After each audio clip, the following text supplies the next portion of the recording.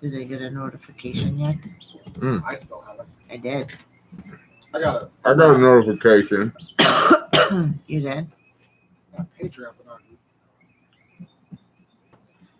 Shalom, Sarah.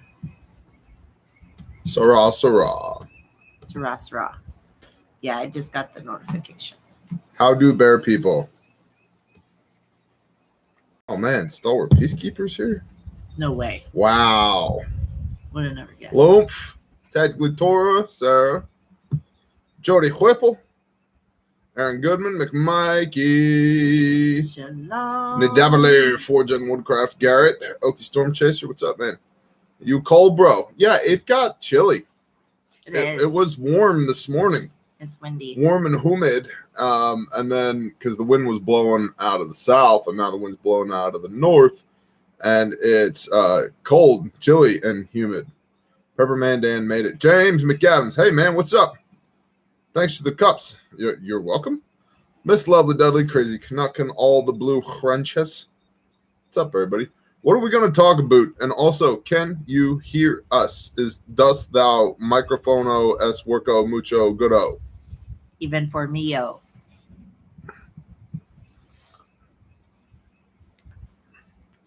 Phelps is making Good signs in the news, background. Luke. Awesome. What? Her Whoa. inspection went great. Good job, Lumph. The chat goes so fast. I Yes, know. I can. Badger, what's up? That's what happens when you don't do Mountaintop, the slow chat. Homestead, Scotty John, Mucho Goodo. Thanks, Canuck. Sound is good. Heavily armed Christian 5x5 Roger. Just don't knife hand anyone.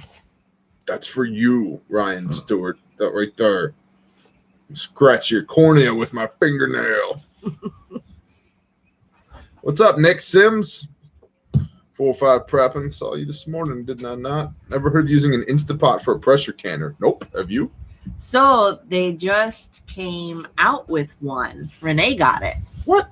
And it's a pressure canner, like canner. Like it's an automated pressure canner for canning. An Insta canner? Yeah. It's like an Insta canner. What is this And nonsense? it turns itself off and it vents and yeah. So she's got one and I don't know. I haven't asked her if she's used it. What's up, Brain Cat? Oddly enough, we haven't talked about it. So that probably means she hasn't I'm going to yet. guess that no, she hasn't if you haven't talked about But it. yeah, they do make one. So it's a thing. Roger that, Kabuti. The wife has an Instapot and loves it. Awesome. Thank you, Backyard Prepping. You should prep in more than your backyard, though. I feel like... Wait, what? Hami has hair? Yes, I do. Yes, Hami I has have hair. a lot of Isn't hair. it styling? It is like Yeah, a it's normally gorgeous. up in a ponytail. Andrew, But bless you. Thank you, bro. Yes, they work for canning. Pizza rolls taste awesome cooked in an Instapot. What? That's not, I feel like they'd be mushy. what? Mushy pizza rolls? In an Instapot? Yeah, I don't know. Some of them do like air frying. maybe. So- I can't do mushy pizza rolls, though. We don't have one. I have yet to make that purchase. Been looking for land for 4 years. All right, cool. That's about where we were. Been searching we for a found- CZ 527-7239. Let me know where to look. Please let me know. Yeah, it took us 3 years. But we've been talking about it for a long time. A long time. A long time. Muchos and kind of just tamos. perusing. Like we weren't super serious about it. Right. And then That's we got true. more serious. Yeah, there was definitely a difference between we're looking for land Right. and we are attacking this goal. Right. Yeah. So, hi from upstate Catskill, New York mountains. You mean the Jewish Alps, man? Where are you? Where are you? What are you near? Are you near Amsterdam, New York, Johnstown? What are you doing up there? What are you doing? The Catskill Mountains. Come on now. Come on now. Hey, hey, hey. Hey, hey, hey. Thank you, Lisa. 45 ACP. What about 45 ACP? You mean sometimes slow and fat wins the race? Is that what you mean? Spear Gold Dots, 230 grand for the win. What's up, Bare Metal? Love the Patreon subscription. Worth it. Thank you, Patriot Kaz. I appreciate that. Raincat loves their Instapot. Awesome. Living without all them people, Roger. Southernmost tip of Illinois. Been there. Just drove through there the other day. DL, what's up, man? Patrick Martin just bought a few of those Condor watch caps, super comfy. Thanks for the recommend. They ever wear out on you? No. You know, they don't wear out on me. They get stolified. Yeah. There's other people who think they need them more than me. And also sometimes it's current me being nice to future me by stashing them in other kits. And then current me gets pissed because he doesn't know where current me put them. And then I'll go bust into a kit and go, oh, there's that thing. In fact, I looked in a rucksack a few months ago. I was like, oh, my Mora Garberg. I forgot I had one of these because I had stuck it in this thing. And yeah, so I've not had these wear out on me, but I have enjoyed them so much that I put them places where I forgot that they were. I forgot that I put that beanie in that box that we opened up. Yep. I totally forgot about And I think I have one of your beanies upstairs Creeper. that washed somehow. Have you seen? Yeah, Scott, I have. Have you seen the episode of How Much Your Favorite YouTube Maker makes on YouTube featuring your channel? I have. I left a comment on that. You should go check it out.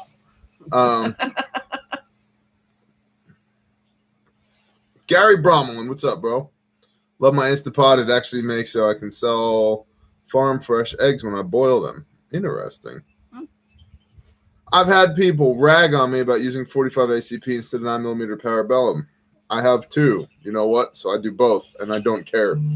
I also, let's just destroy the myth of handgun stopping power. It doesn't exist. It doesn't. Use your handgun to fight your way back to the rifle that you should have had in the first place. So, yeah, Clint Smith talks about this, that the back when police officers carried revolvers, the average number of rounds expended in an incident were like 5.7 rounds, aka 6 rounds. And once police officers started carrying Glocks with 17-round magazines, the average number of rounds spent in an incident was like 16.5 rounds, aka 17 rounds. You're gonna empty the gun. Do you paint your rifles? I surely do. I surely do. Most bullets make holes, just saying. Yep. So, what? I don't. That was the comment that you just said. Thank you, Loof. You are correct, Loof. You are correct. Are the bathrooms completed now? Haven't seen an update since this winter with cigars and heaters in there. They're not. This little thing called the end of the world started happening where the dollar is worthless and construction materials are hard to come by. So we've kind of been on pause back there. It could be Doesn't need much. It's enclosed, yeah. I don't need And much. we have buckets and we have peat moss, so Betsy Ross. we just haven't. Thank you for making that flag, Betsy Ross. Have a sawmill yet? Nope. You got one, Tim? Can I borrow it? Digger report taken down. Chainsaw thing. Yeah, I do. Grandberg Mill. Yeah. Yep. Any tips on finding help when no one wants to work due to government benefits? Nope. I would just continue looking for real human beings. Right. I don't beg people to work for me. I create opportunities for people who want to work. And I've got I wouldn't say I have a revolving door policy because we tend to keep people on. Yeah. But part of that is by not hiring scumbags to begin with. So. And talking to people, because usually somebody knows somebody that needs a job. Yep.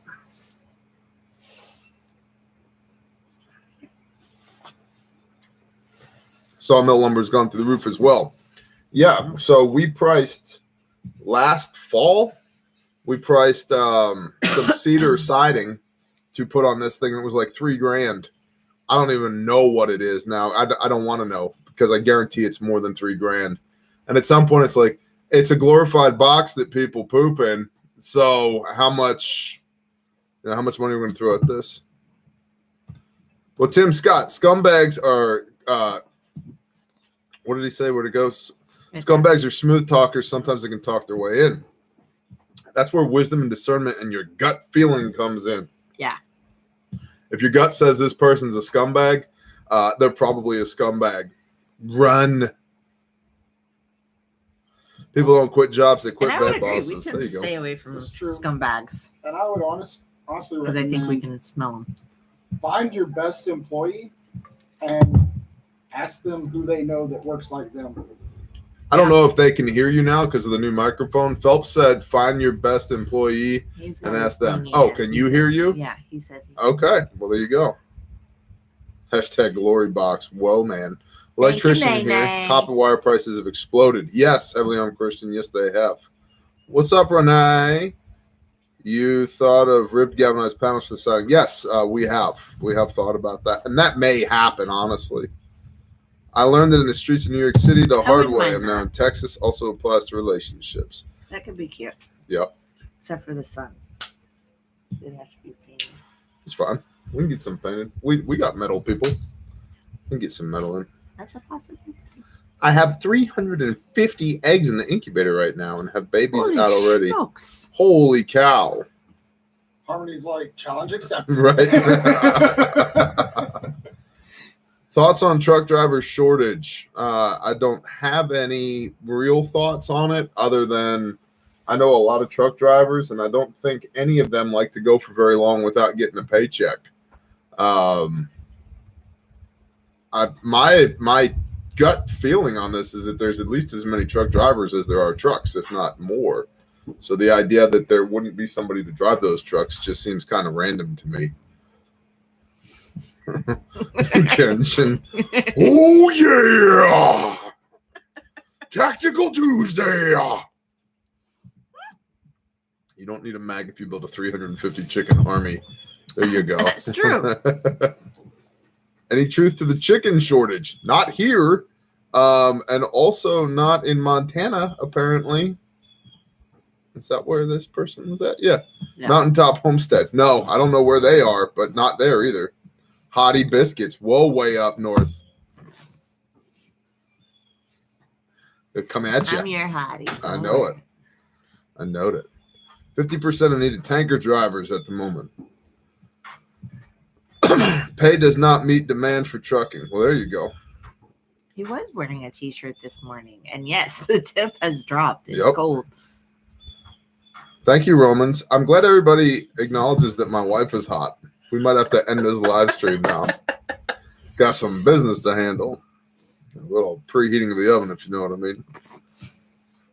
Jared Grebner, bless you. KFC, Bojangles, and most local suppliers are running out here. We are not. Oh, damn it. Stumps, roots, and shoots. Faux Daddy, what's up? Ford laid truck drivers off due to chip shortages. Okay. The Bill, West part. The When- West is the best. love her hair. Thank you. Bear After Dark. Yeah, it's a whole different channel. Small backpacking axe recommendations. I just shot a video on the Holtzbrook 24-inch axe, and I love it. And I also have the 20-inch axe that is currently strapped to the side of my rucksack, and I love it. 1 3/4 pounds, about $100. Came sharp enough to shave with out of the box. Well hung handle, just great. I like the 20-inch is about the biggest you're going to want to have strapped to the side of your pack. The 24-inch is a little bit more handy if you're really trying to like fell trees and stuff. But for processing firewood, that 20-inch is awesome. So the Husqvarna Forest axe, I believe those axe heads are made by Holtzbrook, HULTS space BRUK. Brad Spriggs, Shaloha. Bo, don't be traumatized by the bird. Taborosaurus Rex. Thoughts on the Silver Stripe Magic Sniper Pants? Do they really increase your hit ratio? Only if you got the ones that have the snaps down the side, so you can do like the basketball players, like the Harlem Globetrotters, where before I would recommend, so you stay in your sniper hide. Then when it's time to shoot, you jump up, you rip your pants off like this, and you jump back down, get down behind the rifle. And then you make your shot. How you do it? Well, then also it depends on what you're shooting, because if it's long range and you're shooting a light 50, you have enough time. You break the shot, jump up, rip your pants off, get back down again, then get behind the scope, and you got enough time to to see target impact, or at least a splash or something. So now the silver striped ones, from what I've seen, they're pretty expensive, but you can get by with the gray striped ones as well. But it's hard to find the Milsurp gray striped sniper pants with the snaps on them. Most of the TactiCool militia guys will buy those up pretty damn quick. So you gotta stay on top of it. I put an offer in one time on the pallet of those from governmentliquidation.com, but before I could even snatch them up, I think it was like the West Virginia militia got them. It was pretty sad, actually. You're welcome, Rex. You're welcome. Fortner's Frontier, shalom, brother. Stripper pants. Oh, we're not talking about sniper pants, he said. Yeah. I thought he meant stripper pants. Do you have a go-to pocket knife sharpener? Like? Pocket knife sharpener? Like, it fits in my pocket, or I sharpen a knife that fits in my pocket with it. Is your class suitable for children, say, ages 10 and up? Well, badass mommy, considering your name, your kids can probably handle it. We've had children as young as 8 years old in there, but be advised, you will see humans die and profuse amounts of bleeding in the class. So up to you if you think that's good for your children to see. Thank you, Parakeet Assault. Yes, battle booty pants for sure. The best ones, now, if you can't get the ones with the snaps on them that rip right off, then you need to be looking at specifically the M81 Woodland yoga pants that have juicy stamped across the ass cheeks. If you can find those also help hit probability. It's a different type of hit, but it does help hit probability. Okay. Getting back to sharpening a knife. No, I have a little tiny, I think it's a Lansky diamond impregnated. I don't know where that is. It's over here somewhere. But Anything in front of you. Help me get a game. I don't think it's here. Game? Yeah, hold on. Oh, there it is. Okay, IBRB. All right, go ahead. So I have a little tiny diamond impregnated thing. It's about yay long that you can drag your knife back and forth across. And I keep that in one of my kits. And then this belongs to Phelps. And it's a little diamond impregnated rod right here. And it pretty much does the same thing. But when it comes to actually sharpening knives, I prefer whetstones. And I just, when it's time to sharpen, this will touch up an edge. But when it comes for tidying an edge in the field. Yep. Yeah. For cleaning up an edge in the field, something like this will work. But for sharpening a knife, where you're grinding material away from the knife, whetstones, man. I love them. Jay Johns. Hey, Jay Higginbotham. What's up, bro?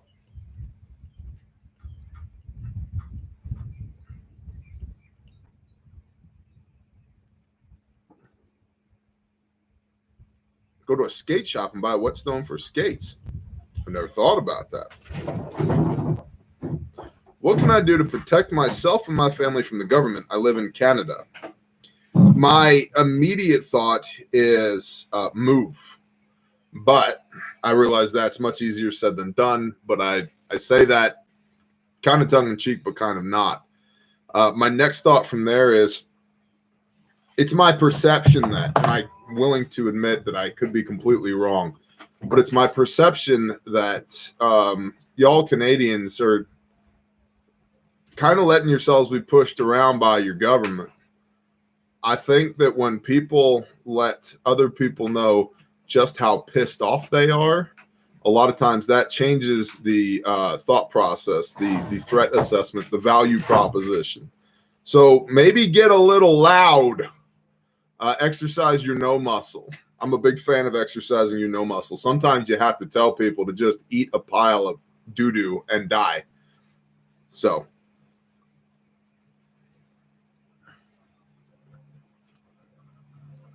Falcon Rouse Cool, bless you. Nebraska Prepper Shaloha. Would I need to bring anything to stop the bleed class? I won't be able to pick up a bare fact till after next training. No problem, bro. You bring yourself a pen and a notebook is a great place to start. Hard resolve, no. Amen. Grab a piece of tungsten from a TIG welder, not for rough sharpening, finish sharpening. Roger that, Ken. That's good to know. Move to Alberta, Homa.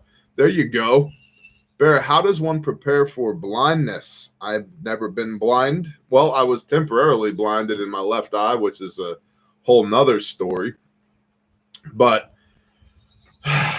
oh, memories. Regrets? I've had a few. Anyway. People. And get very familiar with your surroundings.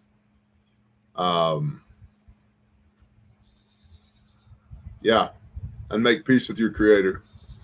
Make sure your heart is right first. If you're going blind, it's something that's coming, you know that it's coming. Make sure your heart is right first, because a life in all situations should be worth living. And if you're filled with hatred and disdain at your creator because you perceive that something is being taken from you, that's not going to go well at all. You need to deal with that hurt now rather than carry it with you. Sanctified Supply Co. had a post on Instagram that I thought was really good. It was a rock, and painted on the rock said, "Yesterday is heavy, put it down." I liked that. So same thing, same concept. Don't carry around weight that isn't yours to carry around. You give that to the Father and make your peace with it, because his will is going to be done no matter what. And that's something that I think all of us, regardless of what our level of preparedness is, or even what our moral, ethical, spiritual, religious backgrounds are, need to understand, is that there is something larger than us at play always. I happen to know what his name is. It's Yahweh or Elohim. But we could at least all acknowledge that there is an element of randomness to life. And bitterness will destroy what life you have left if you bring that into an onsetting blindness. So, Kosher Dad, what's up, man? From a tactical side point on that, I think everything you said is accurate. The friends of mine who have lost their vision, one of their number one complaints was that they wished they were more organized before.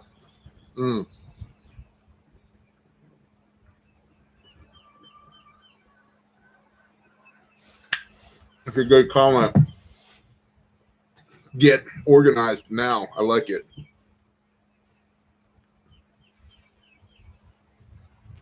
Have you shot the Burger Hybrid Target 190s out of your 7 mag? I have not. And I legit am going to get a Barrett M107A1 because 50 cal is cheaper than 7 mag right now. I'm just going to do it. Plus, as so many of you saw, that I apparently am just banging down the dollar signs with my massive YouTube channel from this guy's video that he posted.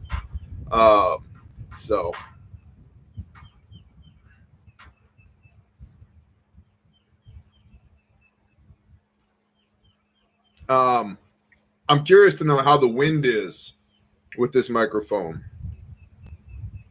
It's good? Good. Ruger American 308. It's a cheap minute of deer rifle, but I'd say it's a value rifle, a budget rifle. It'll hit. It's probably as accurate as the average shooter has been my experience. It's probably a 2 MOA-ish gun. When you consider it wasn't that long, I mean, the M14 is an M3 or is a 3 MOA gun. You know, the national match, they really dress those things up into a 1 MOA gun, but the M14 or M1A is a 2.5 to 3 minute of angle gun. So firearms technology has come a long way. Yeah, Kyle brought up something that I was going to address afterwards. Mm-hmm. But because of the directionality of that mic, that sign banging on the stick up there is loud. Cut it down. You like the CZ5 5308? I have no experience with that one. Check out Rex's vids on gear. I do. I watch them suckers all the time. Shoot the sign. All right.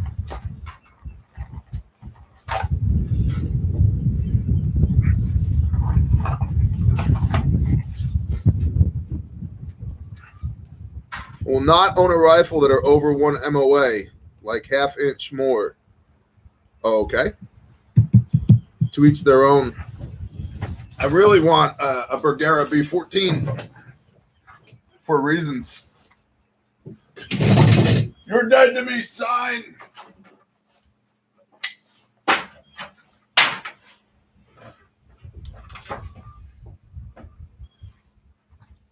very appropriate. It is. How apropos. That noisy sound offends me. Oofta!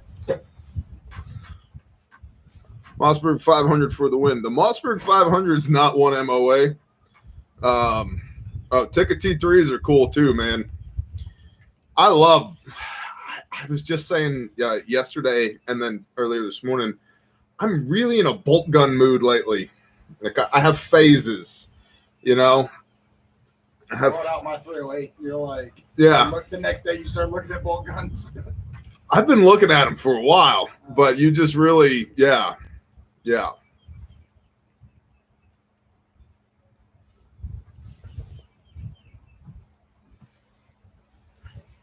Hey, Bear, we don't worry about what you make, what someone posts. I figure you earn it, and if we support you, who cares what's his name posted? No, I agree. I just think it's funny that somebody's out there trying to make content out of that. Depend on who's holding the Mossberg 500.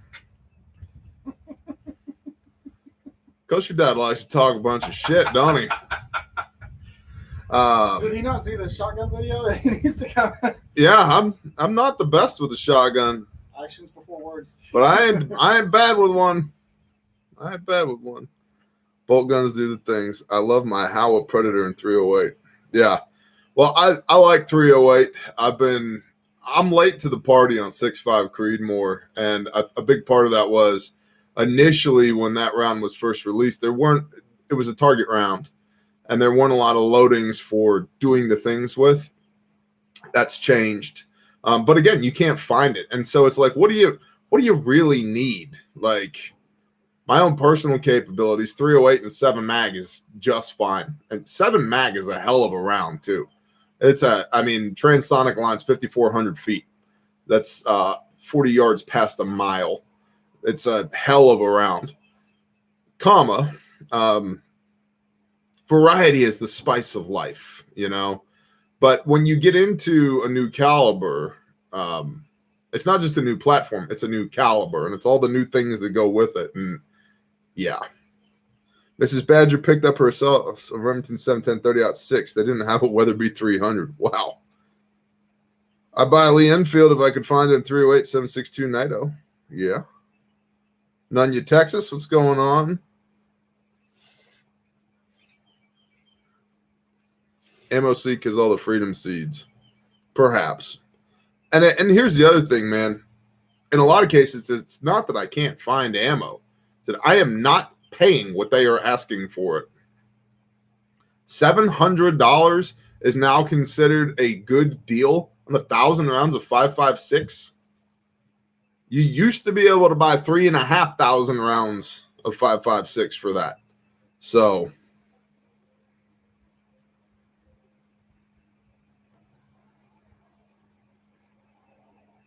what kind of cigar do you have there? Man of War.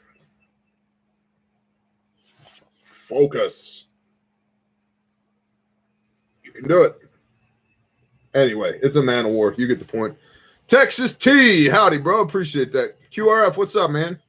Zub. Mosins were hard to beat when they were cheap. Yeah, I remember the day of $90 Mosins. They were $88. And SKSs, same thing with the sub $100 SKS. They were like everywhere. Not anymore. I saw an SKS in a pawn shop for $400. I was like, damn. You know, not that long ago, you could get 2 Maverick 88s for that.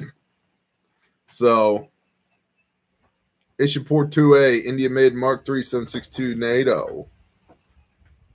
Shabba-dabba-doo. Yeah, but look at. Find that Maverick 88 in stock. I know. And you did. Yep. So, yeah, pricing in a lot of ways. First rimfire pistol, Ruger Mark IV. If you're training with it or plinking with it, or shooting or teaching shooting fundamentals with it, the Ruger Mark IV, great pistol. If not that, I understand the Taurus, I think it's a TX22, is really good. I have firsthand experience with the Walther P22. That's a good 22 caliber semi-auto pistol. You can also find them really well priced right now. Yeah. My cousin just picked one up. Okay, Yeah. cool.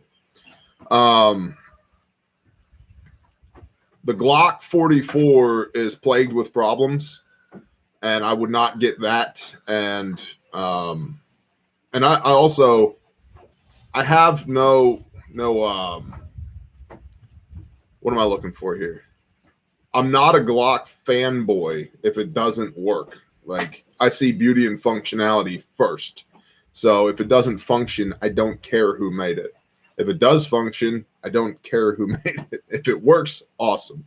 So, Swiss K31, sitting on the homestead with a beer and mowed lawn. No electric yet, but getting there. God bless Bear. On a side note, paid $125 for my Mosin.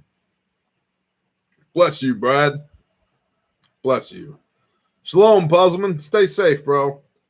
I buy a 10-pack of Man of Wars every couple of weeks on Cigar Bid for less than $25. Cigar Bid? I didn't even know that was a thing. Honey, I will be right back. Excuse me, Internet. I have a thing to do. We're broke now.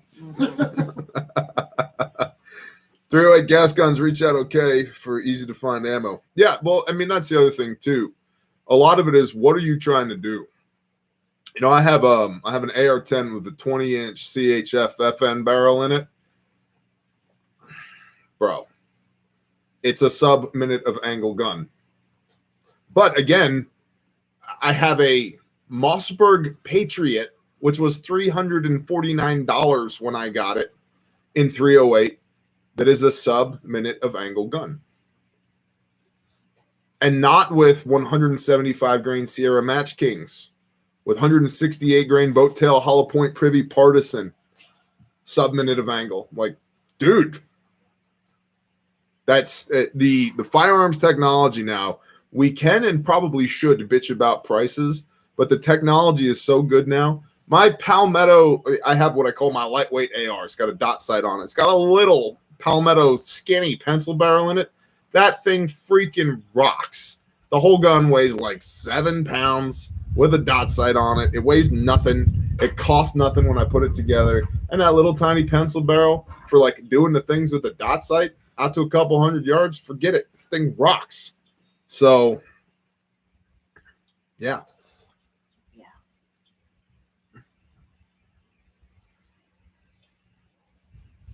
I can remember the days of giving Mosin's SKSs and Enfields for birthday and Christmas presents. Yup.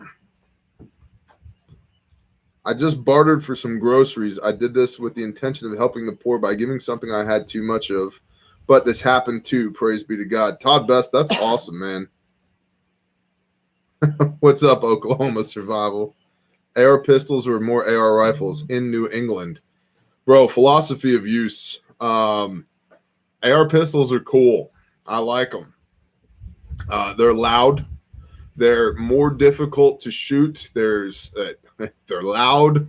There's more, a lot more muzzle blast in some cases. And yes, you can and probably should get certain muzzle devices to go on there to mitigate that. But my question is, what's the philosophy of use? If you are legitimately going to be banging houses, kicking doors in, tossing out flashbangs and clearing rooms, and you need a gun with a 10.5-inch barrel on it, go for it. If you're a cool guy that does vehicle ops, go for it. If it's just pride of ownership, go for it. If you need an all-around rifle, 16-inch, just get a 16-inch AR. So, roger that, Dragon Shield. Oh, you found him. We found him. Of course we did. We have his description. We have his picture. We have his license plate number. All the video of you. We know what vehicles we're driving. We know how many people you have with. We know where you came from and where you're going. It's good to go.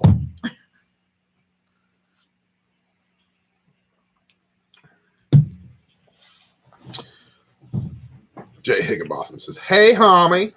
I know most of your viewers are American, but check out prices in Canada. Bought a Ruger Wrangler and it disappeared in the comments. It was $500. Cost up here is crazy. Yeah, for sure. Springfield M1A SOCOM for the win. Man, I don't know how I feel about them short-barreled M1As. I'd rather have the 22-inch barrel, honestly. But if the argument is short-barreled 308 for doing the things, for punching holes, I get it. I have 10, 5, 13, 14 and a half, 16, 18, and 20 upper. Got to cover all the bases. There you go, Robert. What do you mean you don't have a 7.5, though? Come on. Come on. What brand water bladders that don't leak? They all leak sooner or later. Camelback seems to make some pretty good ones, though. The Condor ones aren't great. And what's the other brand?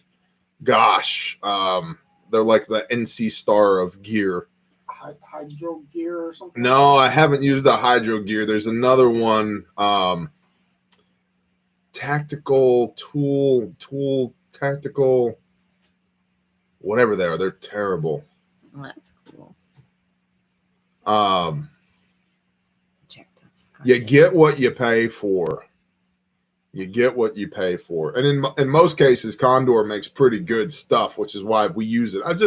I shot a video earlier today about my war belt and upgrades that I've made. And that thing's held up great for like 5 years or so. Their water bladders suck. So, Nalgene. There you go. I like Nalgene bottles a lot. Dudley has a new one into test. Guy tried to sell me an Aero Precision AR-10 for $2,500. I walked out. Good for you. I was at a gun show where a guy had an M1A in a cheap plastic stock, new, unfired, in a cheap plastic stock with the factory walnut stock also with it for $2,200. And if I wanted to, I could buy additional 308. Didn't come with any ammo, but he had ammo available for $2 a round. And I was like, hey, man, your gun is $1,000 overpriced. He's like, well, it comes with 2 stocks. I'm like, one of those is the factory stock, and the other one's a $30 plastic stock. So. I need help getting out of the bow in Minecraft.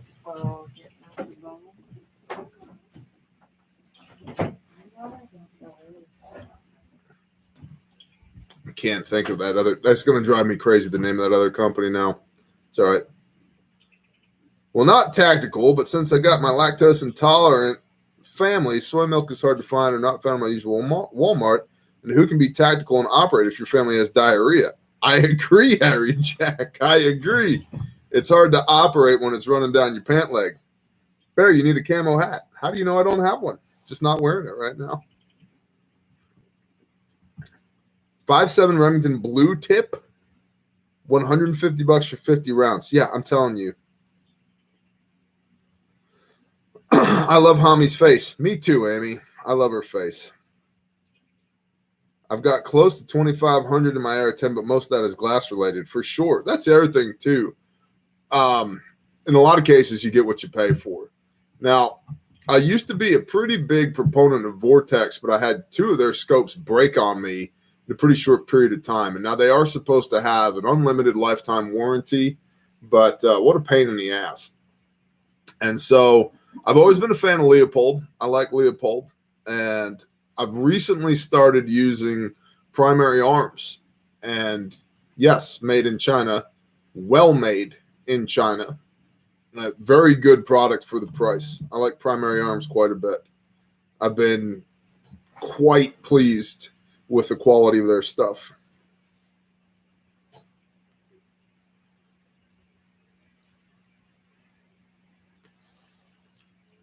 I buy surplus Camelback USMC bladders off of eBay.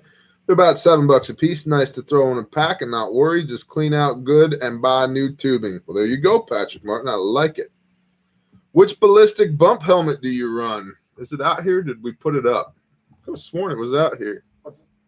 My helmet? I'll put them away. Oh, Brain Buckets by Billy. USMC surplus shells, most of which are in excellent condition or new unissued condition. He strips them, puts new hardware, and suspensions in them, new pads, and you get an awesome helmet at half to 1/3 the price of everybody else.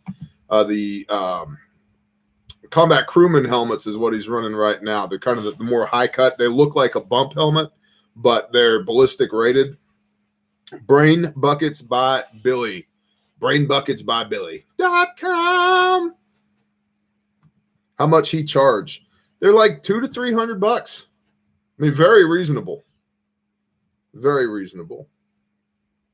I think. Do I need to go check that out? Am I lying to people?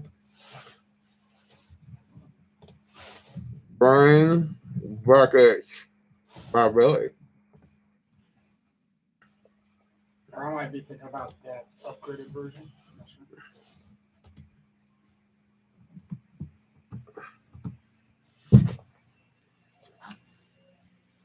Yeah. There's not one on here that's over $300.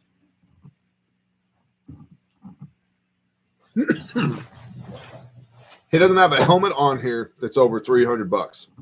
BrainBucketsByBilly.com. Here, I'm going to grab the link right now. But if you don't tell him Bear sent you, I'm going to be so upset. We won't be able to be friends anymore. It's going to be really sad. There you go. Tears are small on almond. Need tweezers. Nunya, have you been drinking again? I told you to stay out of the hooch, man. You've been hanging out with Constitutional QRF. Did he hand you a Yoo-Hoo bottle? Don't drink that stuff. It'll mess you up, bro.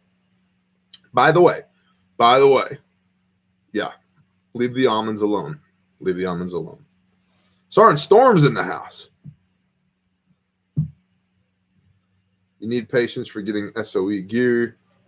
Bear, scratch the itch. Vanilla added to that milk and maple syrup. What are you guys talking about? I have a huge nugget as well. People say almond milk because no one can say nut juice with a straight face. Oh, is this what we're talking about? There we go. How are you doing on a 6.5 Creedmoor? Built any good rifles? If so, what are they? DW, zero progress on the 6.5 Creedmoor. Cohiba or Monte Cristo? Neither currently. This is a man of war, but if I had to pick one of those two, it would be a Cohiba. Tim Gray or Granny. I also really like M by Macanudo. Those are good cigars. My go-to right now is essentially the Tabacco Special by Drew Estates. I like almost everything Drew Estates does. I suggest MREs while you can. Perhaps. MREs are not great long-term food storage. They have a place in bags, and they're good for when you're moving. They're not good for when you're stationary. And what I mean by that is they're heavy. They take up a bunch of space, even if you field strip them. So they're good to throw in a BDU pocket or a rucksack or on your line gear if you're moving. If you're out in the woods operationally operating like an operator, bro, then yeah, you know, meals rejected by Ethiopians, good to go. However, for long-term food storage, put food in buckets, buy food in cans, put boxes on shelves. Like, bang for your buck, and especially, again, talking about the devaluation of the U.S. dollar, $140 to $160 for a case of MREs, GTFO, bro. I could go to Cracker Barrel and get 12 meals for cheaper than that. So, have food on the hoof. I agree. Freeze-dried or lifeboat food or MRE short-term, long-term grain. Kind of like a barrel, even field stripped. It's heavy. There you go. Howdy from Ohio. What ratio of DE to pounds of rice do you use? 1 cup to 50 pounds. Yes, Brian, that is correct. That is correct. Maticus is stacked. I like it. Thoughts on wood gasifiers? What about wooden gasifiers, Jesse? I love wood gasifiers. Yeah, QRF. Good to go, bro. Hashtag headache. Meals refusing to excrete. There you go. Texas border town living. Got a feeling my local hospitals are seeing more violent crime, notably gunshot wounds. Things are feeling ominous, and I lived here my whole life. Yup, for sure. Gosh, the chat goes by so quickly. Red dots on an EDC Glock. No, you know, I just shot a Patreon video on this subject. I don't necessarily care for red dots on EDC handguns. And the reason for that, now everybody has an opinion. I just got a sideways look from Phelps, who's in the process of building one. But for me personally, I don't like them for a couple of reasons. I find that now I've shot several of them. I don't own any of them. I find that I spend more time looking for the dot in the damn, you know, hologram thing than I do finding my front sight, covering the target, good pressure, trigger press, you know, follow through. So I spend more time looking for the dot than I do for the front sight. And also I see a lot of people, not all people, but a lot of people who put red dots on pistols because their fundamentals suck shit. And they should spend the $500 that they spent on the red dot to go get training to learn how to shoot the pistol that they own rather than making up for all the bad habits that they have. That's me personally. So I like to reseal Zatarans up for bug out food. I like that. DE is diatomaceous earth. Do you like Zatarans? I was going to say that, but you beat me. Go on. No, I don't need to know.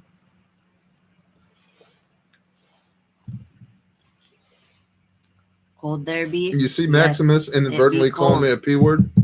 He's calling me out, man. RP, we love you back. I went blind, iron sights are out. I went blind, iron sights are out. Well, that happens, Rob. Well, that's now there are upsides to that as well. And like, for example, if you're going blind. Oh, we were just talking about this. What? Ogre display of gunpowder. Bear, I'm right-handed but left-eye dominant. Any Mhm. ideas on how to improve my shooting with that? For sure.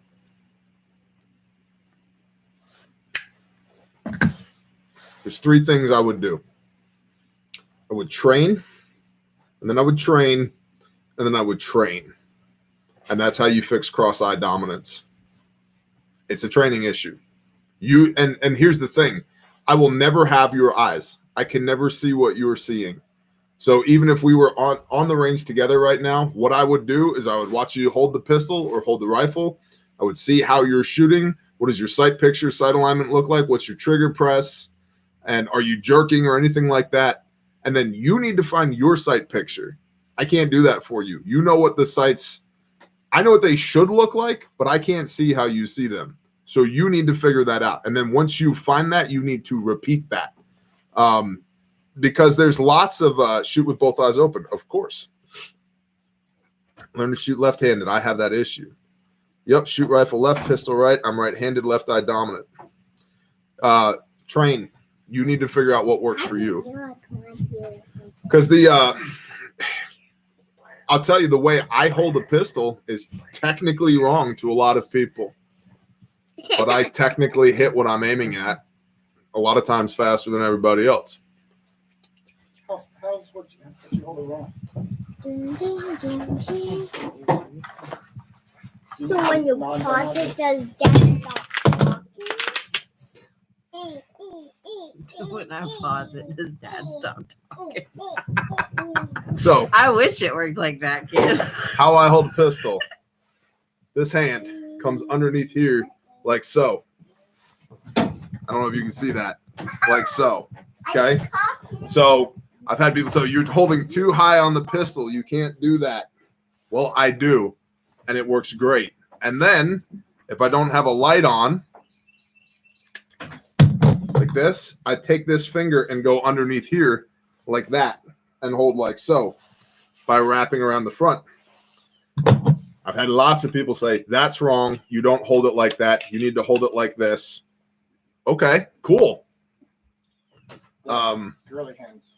Yeah, they also don't have hands that cover up a full-size Glock 45. So, anyway, the point there is you need to do what works for you. And I can't see what you see. So train, train, and train. It's not how you swing the bat, it's how you hit the ball. There you go. It's a streamlight. Yes, of course, FHA, of course. Oh, yeah, well, this grip works too. I like this grip mostly. TLR1HL, of course, bro. What non-AR style tube feed would you recommend? AR styles are banned in Canada. Whew. Tube feed? I don't know.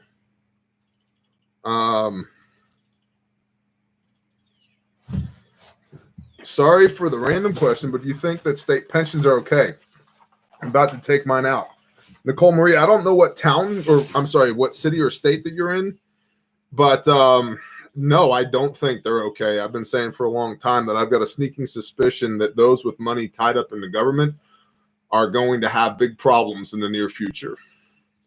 That being said, I am in no way a financial expert. You might talk with one of them before you take my recommendation to heart.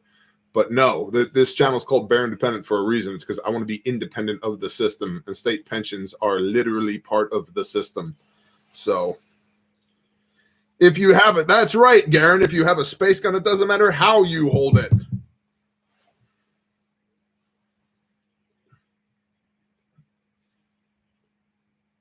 You know, there's a lot of people say keep both eyes open when you shoot if you're cross-eye dominant.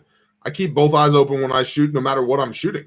But it's more critical when you're cross-eye dominant. Okay. So, and I've trained numerous soldiers who were cross-eye dominant. And this is also where red dots do come in handy. Mm-hmm. When you put a red dot on your pistol, you're going to have to do an extensive amount of training because it's a new way of shooting. Why don't you come over here in front of the camera and say, yes, Jerry, let the record show. But I've got cigar bit up. Sucks to be you. You got to prioritize, man. Pick one.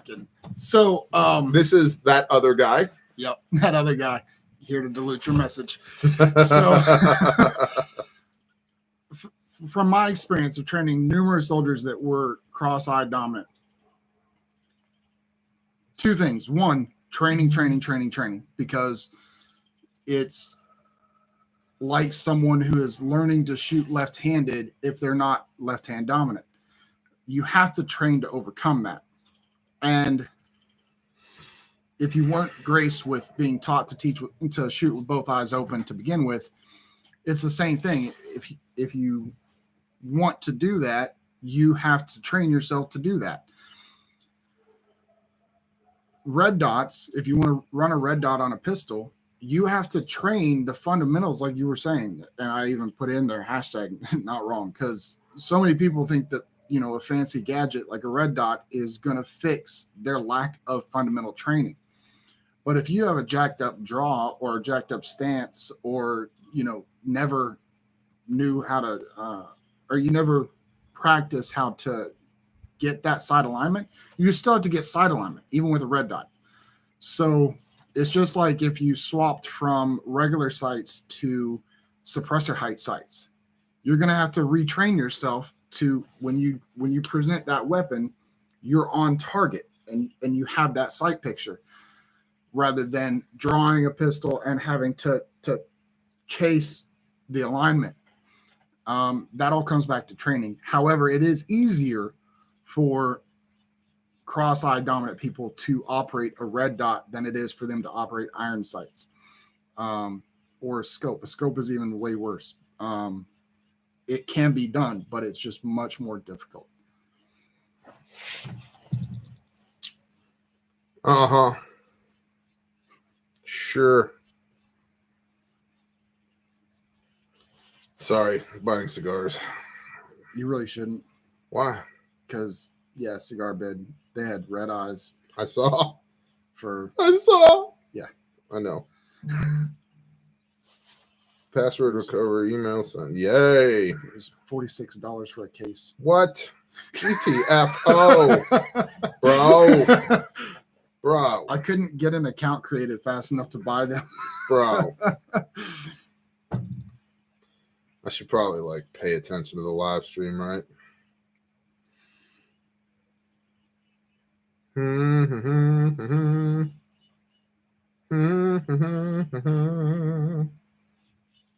Okay. Here we go. Pay attention to the live stream. Yeah, same as if you change a pistol or change a holster. You should, you know, I know he does this. I do the same thing. When I switch to the holster, I switch from appendix carry to 4 o'clock. When I put that on, I do a couple practice draws. Just pull them up, make sure that I have that. I've already practiced the fundamental of it, but when putting it on, I kind of like I practice it a couple more times to reset my brain, be like, okay, this is what we're operating with right now. For sure. I'm probably 10 times in the morning every day before I walk out of the house. Just practice my draw sight picture, make sure that it's there. And then, like right now, I'm carrying a 45, but oftentimes I'll carry a 9mm, sometimes a compact 9mm, whatever. And I make sure that whatever gun I'm carrying that day, that I can present the weapon and find my front sight without trying. Because otherwise, I'm going to have a problem. You about that Slav AK operator vibe. Here, let me fix that for you.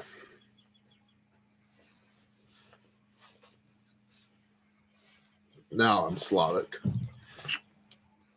How is the availability of ammo going in Oklahoma? Retail, it's out there if you get there before it's gone. Yes, Travis, I like the ATN PVS 14 monocles, about $3,000. The worse my shooting gets, the shorter my 12-gauge barrel gets. People need to learn to utilize any and all sights. How are you going to transition to someone else's gun when yours fails? Now, I agree with that. It's interesting, Storms, that you bring up guns failing, but no, I agree with that, brother. I'm a big proponent of dot sights and low power variable optics on carbines. A big proponent of it. I can also shoot irons, and I think there's a lot of people in our generation of shooters and forward that don't shoot irons. Like, I've never shot irons. They're like, well, what do you mean? How do these irons work? I'm like, really? So, well, shots fired. Oh, wait. Okay. Yeah, so that was something we had to deal with in the military. If even the people who came in who had, any kind of hunting experience like that, they never shot a rifle without glass. Yep. Yeah. Whereas my first rifle was a Remington 22 with iron sights. Yeah, I learned on a Ruger 1022 with irons. Still have that rifle. And my dad would give me one round. Go make this round count. And it wasn't, and I mean, I started shooting that rifle at 7 years old. I probably wasn't 12 or 13 until I had earned the right to have a full 10-round magazine on that rifle whenever I took it. And now there's a certain video that exists of my wife and I having a shooting competition while slaughtering chickens. And she did better than I did with that rifle because the zero was off.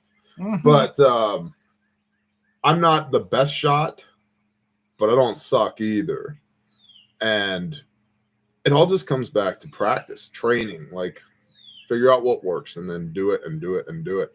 But like, I've got an EOTech that Oki gave me on my AK. Well, that's a much different sight picture, an EOTech on an AK than a red dot on a carbine, which is different than a low power variable optic on a carbine, which is different than a 4-14 or a 5-25 on a precision rifle, which is different than iron sights on an A1 platform, which is different than the iron sights which are on a Ruger, which are different than the iron sights that are on a Winchester Model 70 hunting rifle. So, or like a tubed red dot on a turkey pistol versus a reflex sight on a polymer frame versus iron sights. Yep. I'm late, but the Ruger American 308 Predator is sub MOA. Okay. Storm's coming after you now. So he's right. Hey, worst production quality, best information. I'll own it. Minute of bad guys, all you need. What's up, Thomas Salter? Is the intern application open yet? Not currently, but you know what? With the amount of traveling that we've been doing, how about I just you just meet us in the next city we're in, and we'll interview you. Did you tell them where we were going? I did not tell them where we are going. Should I? I'm gonna make sure I don't No problem. Okay. I'm gonna make sure I don't get struck by lightning by being in proximity.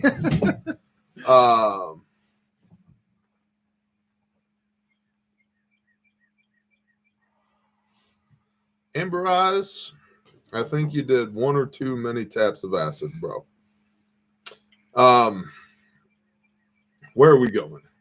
June the 6th, we will be in Tallahassee, Florida. Myself, my wife, with Angry American, the world famous preparedness author, and his wife, Mel, and pretty much our whole refuge training staff. That other guy. And that other guy will be there. Pretty much our whole refuge training staff to do back-to-back Stop the Bleeds in Tallahassee, Florida on the 6th of June. So if you're anywhere near Tallahassee, Florida, and I mean, like, we had somebody in the Indy class that was from 1,900 miles away. We had people in the Dallas class from New Hampshire, from Colorado, from California, the Pacific Northwest. New York. New York, yeah. So, and nobody thus far has regretted traveling that far. Just saying. But we will be in Tallahassee, Florida, June the 6th. Myself and my wife, Angry American and his wife, will be at both classes, morning and afternoon class. There'll be ample time to hang out, to, just shoot the breeze, take pics, whatever, just chill. And there'll be merch there, and we'll also be training people how to live. So come on with it. I'm excited. Mm-hmm. Going to the beach. Are you guys showing up with your own Thad? I might have to talk to our Thad, see if our Thad is coming. Jay Higginbotham, if you have not taken the course, just do it. Shalom, Cameron Davis. Which one should be the highest priority? Montana Sky, that's a great question. Firearms training or refuge medical training? I think you need medical before you do the It's kind of a, I'll tell you what, pray on it. Because here's the deal. If you carry a gun every day, you need to know how to use it. So that's on the one hand. On the other hand, there's a lot. We are now up to 17 lives saved, by the way. Found out yesterday morning we were at 16, and yesterday evening we were at 17. So we're at 17 lives saved in 14 months now with these kids. Praise Yah. And the majority of them have been motor vehicle accidents, which is statistically the most dangerous thing that we do. And statistically massive bleeding. It's the M in the March algorithm. It's the thing that comes first. It accounts for 88 to 90% of preventable deaths in the United States. And so there's situations other than I wear a gun and a badge and armor every day. I need to know bleeding control, where bleeding control is applicable. It's our everyday life. Bleeding control matters. So I 6 of one, half a dozen of the other. They're both incredibly relevant in today's day and age. And so I'd just tell you to pray on it. My school of thought would be that if you have the mindset. Sergeant Storms, we're not counting Willard's life saved by not complying. Yeah, that too. If you have the mindset to carry a weapon, that is to respond to a specific situation where someone is going to do something to harm yourself or someone that you love. Medical training has much wider application than that. I really look at it as, and people do this all the time. Good point, Stacey. I would look at it as when you're tuning up a car, I wouldn't turbocharge the engine, get it up to 1,000 horsepower, and then upgrade the brakes. I would upgrade the brakes and suspension and then put power behind it, because you have to stop, so you're always going and stopping. The power is only for race days. So it has a much wider range of usefulness. So that's my mindset on it. Well, Stay Survived made a comment. Said, I bet more bear independent viewers have used medical gear in training than have used a gun in defense. That's a good point. Jeffrey Gillespie, I will probably lose my mom today sometime. She's at the very end of a stage in a coma in the nursing home. My heart goes out to you, Bear. And fam, since you just lost your dad, nothing is worse than this. Bless you, Jeffrey, and I'm sorry to hear about your mom. May the Father receive her with open arms, brother. It sucks. What are you going to do? I mean, all you can pray is that the Father's will be done. And so I just ask that the Father's will would be done. Oh, I appreciate your sentiments, man. Amber Eyes is on drugs. Probably. Anyway, they keep going. Should we add moderator? Should we add a moderator? Amber Eyes is now a mod. Oh, no. Who? Florida man. The chances of getting a FAQ in Tallahassee are high. We're going to be bringing a lot of product with us for those that want to purchase stuff at the event. You can. A lot of stuff. Yep. I'm going to email 2 guys from the forum tonight and see about a meet and greet. That's awesome, Slade. I like it. Thoughts on a peep site and how to get a proper sight alignment? I don't. Gosh, depends.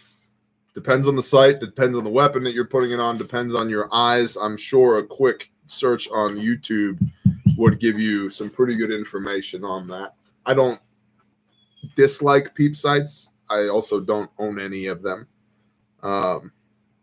Tim Scott, you're right. Amber Eyes is currently one with the Clockwork Elves. Favorite brand of firearms, the ones that work. I don't care. I say this all the time. It's the ones, when people are like, Bear, what type of 9mm polymer framed striker fire pistol should I get? I don't care. The one you want. What carbine should I get? A good one. What bolt gun should I buy? One that you can afford that works for you. I don't get overworked on this stuff. All of the kits and any components that we bring will be the same price. Yep. As they would be on the website. We don't do any upsell. And if you tell us a promo code, you can have that promo code too. Scouting in the woods too. Bless you.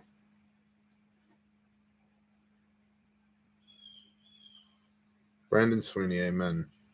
What belt do you use for EDC? I currently have a leather Carhartt belt on. I also have the core belt. It's pretty good. I like how stiff it is when I'm carrying a bunch of stuff on my belt. It's. Oh, I sucked at that. What do you? He said EDC. EDC, yes, that's correct. Yeah. It's an EDC. I wasn't going to stab. Okay, I'm just checking. Love the Cub kit. Awesome. Michelle B says, Hami, you were looking extra pretty tonight. Thank you. Right? So, the hell were we talking about? EDC belts. The core belt, I like it. It's pretty stiff, which is good when you're standing and moving around. Bad when you're sitting and driving halfway across the country to teach a bleeding control class. But, I mean, I'm not super fancy, guys. I have on a leather Carhartt belt right now that I love. So I have 20 plus years as a paramedic. I have the medical training. I need firearms training in my area. You will get a visit from Ellie, even shooting in the country. Well, prepared medic, interesting. Then go get firearms training. Where are you? How's that Rat 3 holding up? Somebody asked. You mean this? No, this is a Rat 3. Yeah, I was like, mine's... It's seen a little action, bro. Just a little action. You've had that knife forever. I know. And that's a testament to this knife. Yeah. Had this knife forever.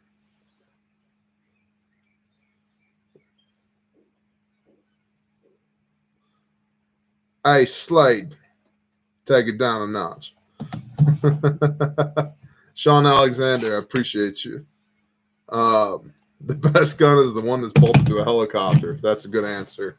You know, one of the things that we found doing these bleeding control classes, Stop the Bleed and TCCC, is that there are a lot of medical professionals that don't have trauma medicine experience. And so a lot of what we're teaching in this class is not stuff that was covered in the EMT courses, paramedic courses. We've now had 2 ER docs who have come and taken the class and been like, wow, I learned a lot. Like, huh, I would hope that you knew this stuff. Oh my God, you said So before this, you would get vanilla putting out her cage. You've been playing. Clock 316, what's up, man? Done. Okay, I'll get pudding out. We have not tried growing citrus trees, although if the reasoning is vitamin C as a necessity, we are surrounded by them. pine needles. Right now we do. Yeah, now we do. Yeah. Dad, in 10 minutes, Mom's going to go and get the ham stuff. Are you sure? I'm getting What there is she right doing now. right now? More like 1 minute. West Tennessee, I'm a good shot in a normal situation, but no one around here does tactical training that I'm aware of. Oh, bro, you are incorrect. Go to Montgomery County Shooting Complex. You can train with Carl at Tactical Rifleman, or you can go see James Yeager at Tactical Response, is also in the western half of Tennessee. And there's one other person out there who escapes me right now, but there are some very good firearms trainers near where you are at. Is okay too far north for citrus? I don't know. Where do you get IBC totes? I just recently got interested in chicken tractors. I've never used IBC totes for chicken tractors, but they sell them on the side of the road in many places around here. These a brother brought to us. So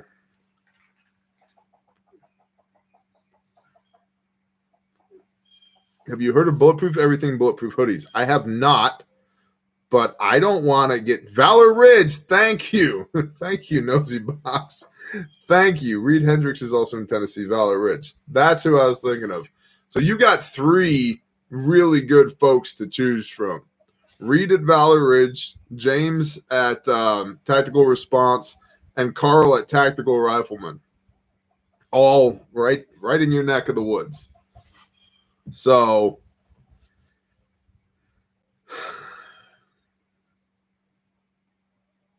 what do you do with all the chicken eggs? We eat them or give them away. Who does tactical training in the Sunshine State? I don't know. I showed my new bear effect to my family the other day, and 2 of my sisters are nurses, and neither one of them had ever seen a tourniquet before. Exactly right, man. Exactly right. We had a story relayed to us at training from an ER doc that somebody came in with profuse bleeding, arterial bleeding, and nobody in the ER knew what to do about it. But there was a Vietnam vet there who was a patient who got out of his gurney, grabbed a tourniquet out of his bag, and was able to apply a tourniquet to the guy who came into the ER with arterial bleeding. So, yeah. So many people have asked, what is the building behind us? It is an outhouse. It's a 3-holer. Men's room, legitimate bathroom. There's a jacuzzi tub in there. Ladies' room. So there you go. Yeah, I like Reed. I like James. I like Carl. I like all those guys. The triple poop shoot. There you go. You can preserve eggs by dipping them in hot wax. You can also preserve eggs by having lots of chickens that make you more eggs. So You can, but there was a lady that I read. She did bless you, several, prepared medic. and the wax did not last as long. What's up, John Brady? Like her top were the lime water and oil. Yeah, Justin, for real. And the guy who relayed that story was the trauma doc that was on duty in the ER at the time. And then we, like I said, the last training we did in Indy, we had a trauma doc there who was like, thank you so much for teaching this stuff to me. They don't teach us this in medical school. I'm like, well, gosh dang, dude. Like I have a soft tea right here in my jacket pocket. Following Yeshua. I thought the middle bathroom was for trans, lol. Hold on. There's a verse for that. Stand by, brother. Stand by. Let me go to the user manual for people right here. Right over here in the beginning of the book. Where was it? The Tanakh. The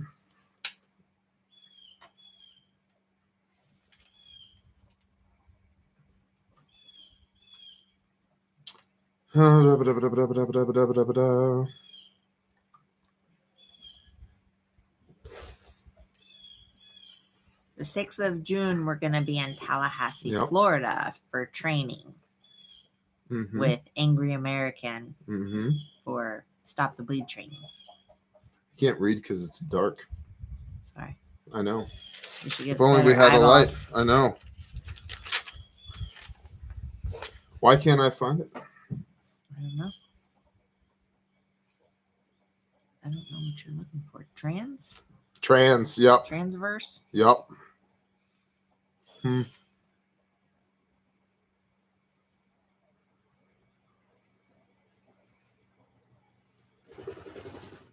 Yep, the transverse. That's what I'm looking for.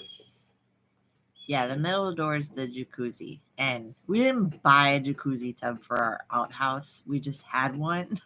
It was in our bathroom that wasn't a bathroom that's now our pantry.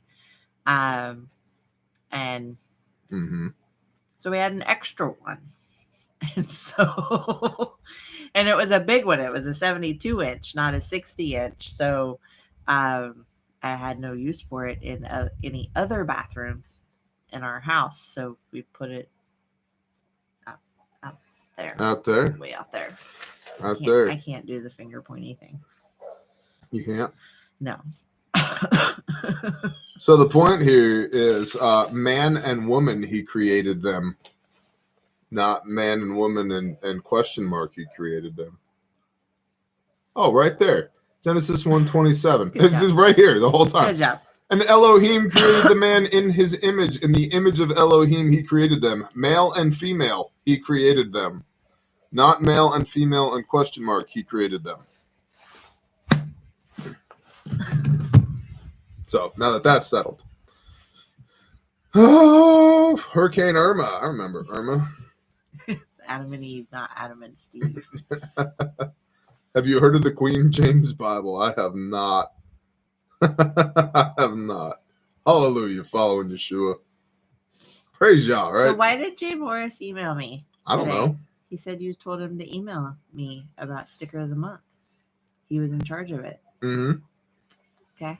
He was like, hey, what's the sticker of the month this month? And I said, it's Renee. And he said, no, that was last month. I said, oh right, crap. You're in charge of that. Yeah, we need a new one of those. Hey, Anybody Trey, got a good idea? it's his job now. Okay, Jay Morris, I'll email you back tomorrow.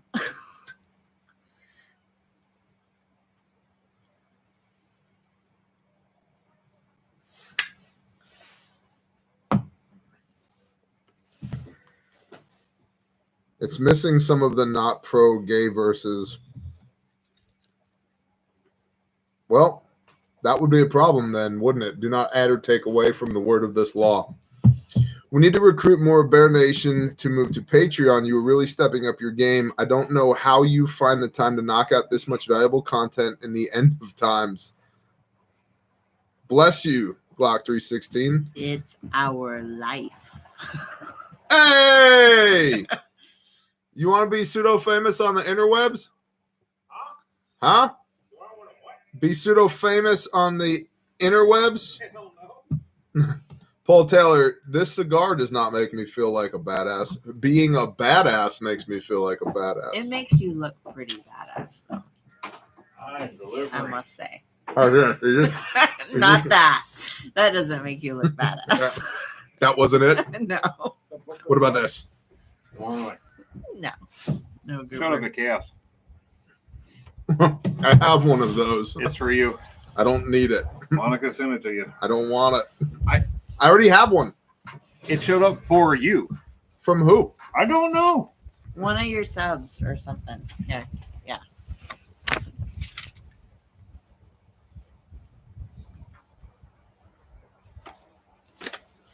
All right. I'll read that later. Thanks. Delivered.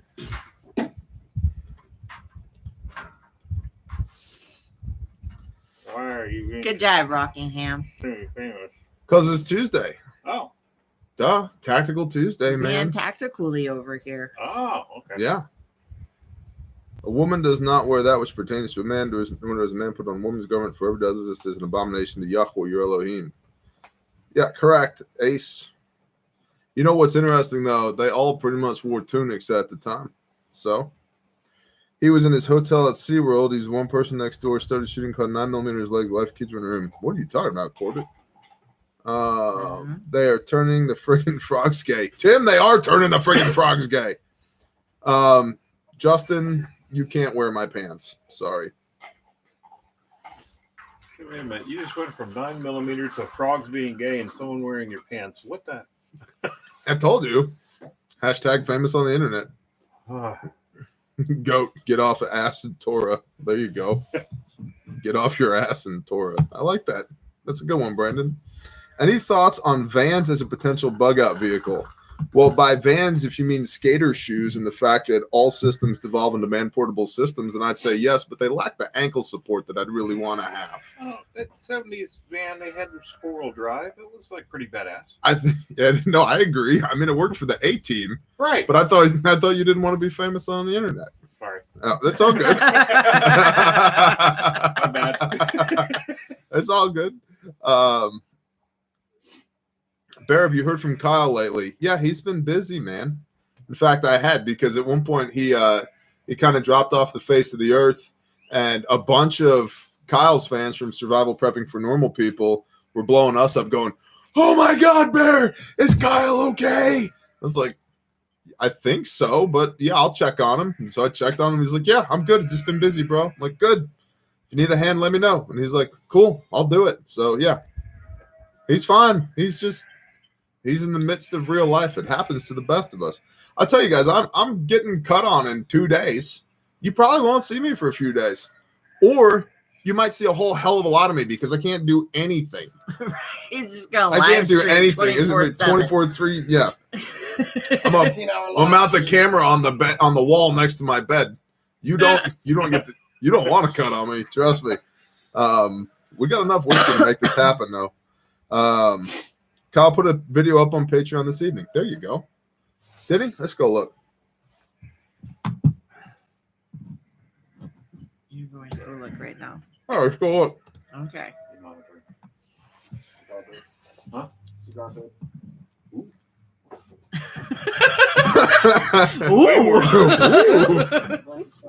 Kyle's song of the day is up. The Temptations' Psychedelic Soul, as well as How to Prepare for the Coming Economy, which is a video link from Glenn Beck. And then also Back for More, Only 3 Days Behind Schedule, Not Bad for Government Work, from Kyle at Survival Prepping for Normal People. So I see a video from Kyle as well as 2 reposts today on Patreon. So I would say Kyle's back. And if Patreon, by the way, guys, is it's where all the cool kids hang out, right? Because it's curated content. If you think about, like, if you have a Netflix subscription and you pay what, $7, $8, $10 a month, right? You can pay $1 a month for 10 different creators on Patreon, and there's your monthly subscription there, and have all of your curated content right there. So, yeah, we are big fans of Patreon. Not only do we have a Patreon channel, we support lots of other channels on Patreon. In fact, I think there's a way for me to go to manage my memberships. Let's see who I am currently supporting on Patreon. Load your dang thing. Shield Bearer of Faith. Keep the Blaze Alive Coaching Squad with CJ Ortiz and Pat Mack. Angry American. Cooking with Oki. Viking Preparedness. The Revolting Man. Survival Prepping for Normal People, Kyle. Howitzer Hill. In Range TV. Forgotten Weapons. Adapt 2030. Paul Harrell. Ice Age Farmer. And the Nut and Fancy Project. Those are all the people I support on Patreon. So what's that? What was that thing that I'm not just the owner, I'm also a client. What was that? The like hair transplant infomercial that yeah. What was it called? Just for Men? Is that what it was? Yeah. Yeah. There you go. I'm the Just for Men of Patreon. So. Don't support me. Oh yeah, I'm not on there. Well, you'd have to be at least pseudo famous on the internet to have a. You should have a Patreon. Yeah. You should just talk a bunch of crap every day. Today we're smoking this cigar. You could have Cigar Club with Dixon under the parachute, and you totally could. You totally could. And you could have you pick a cheap cigar name, that's your $1, a decent cigar name, that's your $5, a good cigar name, that's your $10, and a really good cigar name, that's your $25 a month. And every day or every few days, you just do a different cigar review. You smoke it, talk a bunch of shit while you're smoking it, record it, upload it, and there you go. And then you're Davidoff. Yeah. You gotta have your Davidoff level where they just want to throw money at you.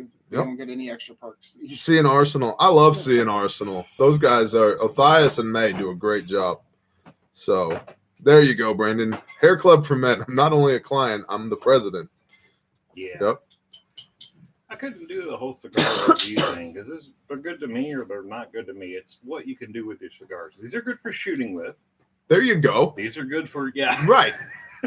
When I'm shooting my SKS, I like You're to not smoke shooting, this cigar. Long range, you want this cigar. But if it's the Mosin, yeah. I need one of these. If you're not trying supporting other product services other than what you make do, you're not a businessman, you're a salesman. Well, there you go.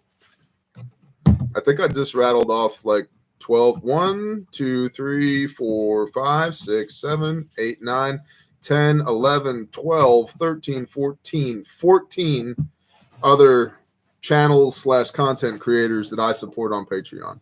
So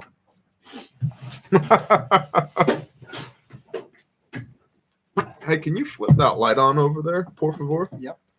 Roger that, Kosher Dad. Plug you up. We could, let's attempt this. Need a video on night vision cigars. Roger that. Night vision. Over to Bus. What's up? Backwoods Cigars for the win. Cuba Blondies, the little ones. Yep, there you go. Harder to see. Appreciate that, Kenshin. Did you hear that BLM plant was in the Chauvin jury and came forward, make it a new trial? Yes, I did hear that. We shall see.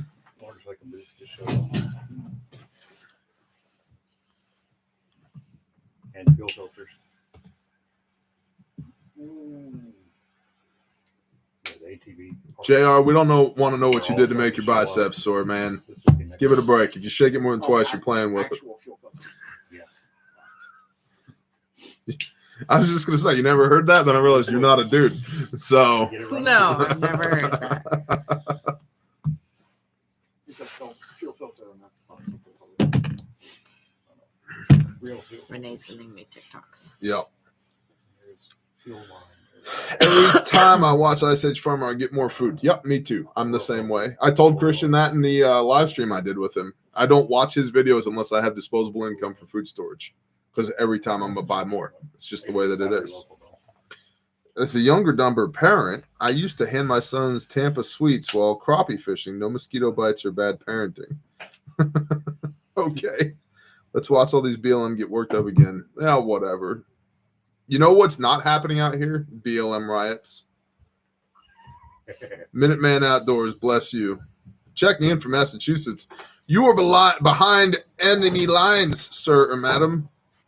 Going to be another peaceful summer out here. Well, there is this theory called peace through superior firepower, and that is how things go on the reservation. So, can you talk about the benefits of upgrading your Patreon subscription? Yeah, I'll briefly touch on that because I don't want this to be an infomercial. At the $1 level, you get the 3 videos per week, Monday, Wednesday, Friday, that we do that are pre-recorded, that when somebody asks a question, Bear, what should I do about this? What do you think about that? How much of this? Blah, blah, blah, blah, blah. It's like a mini consultation that I record for that person and that is uploaded that everybody on Patreon can see it. You also get Coffee Time with Bear Tuesday and Thursday mornings, exclusive Patreon live streams. This morning was about 2 hours of that. And you get to submit questions to be answered. At the $5 level, you get all of that, plus you're entered to win the loot box. We will be drawing the loot box June 17th, and the item that is being given away this time around for the $5 and up patrons rhymes with flump smag. It's a medical product that rhymes with flump smag. It's a giant backpack full of stuff that rhymes with flump smag. So yeah, highly recommended. And at the $10 level, you get all of that plus write-ups that I do occasionally and PDFs that I put together occasionally. At the $20 level, you get all of that plus you begin to get a different additional stream of content that's produced only for the upper tiersmen. Right now, what I'm doing is basically breaking down daily, well, not daily, 2 or 3 times per week, the different principles that I use and have used to, and I don't talk a lot about this, but I've been entrepreneurial since I was 17 years old. I've been blessed to have been involved in the building of seven or more figure businesses thus far. And so what have I done? How did I do it? What principles did I use and how you can apply those to your own life? So, and at the $20 tier, you get a Bear coffee mug. At the $50 tier, you get all of that plus a Bear t-shirt. And at the $100 tier, you get all of that plus a Bear hoodie. And the mug, the t-shirt, and the hoodie are exclusive. You can only get them if you're a patron. They're not available anywhere else. So that's the breakdown on Patreon.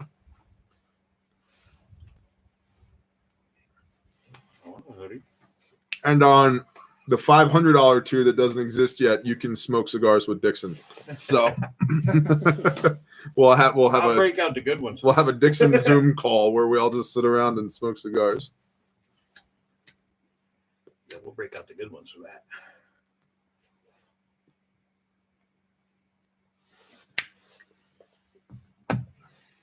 Jeff Perkins, it's a good question. What size property for a homestead for a family of 4 do you recommend?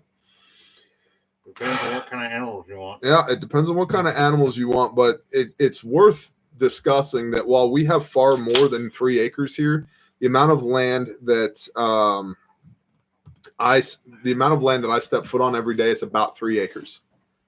And on 3 acres, we have our sheep, our cattle, our turkeys, our 1 remaining goat at this point, our meat birds, our laying hens. You have little cattle. Our garden. Full-size cattle, you need yes, an acre per cow. I was getting to that point. We have small cattle.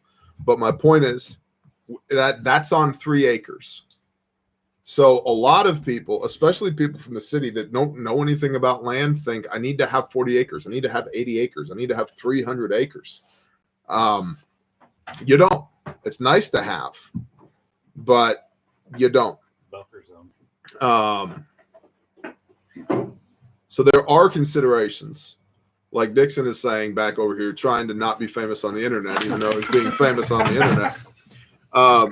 If you have larger cattle, you need more land. If you want to graze your animals, you need more land. If you want a buffer zone, you need more land. But more land costs more money. It also requires more attention. It also gives you a larger perimeter. So 5, 10, 20 acres, you can totally homestead on that, no problem. 40 to 80 acres, of course, but you're going to pay a lot more for 80 acres than you are for 10 acres. In some places, you can't find small acreage. In a lot of places, you can find a house on a third to 1 acre, and then you can find 40 to 80 acre plots, and there's nothing in between. So it all depends on what you can get. And then, yeah, like White Fox said, I want 100 acres of woods with 5 acres cleared right in the center. That's another thing. You can buy large wooded lots, bring a dozer in, and make things flat and level and push the trees out of the way. So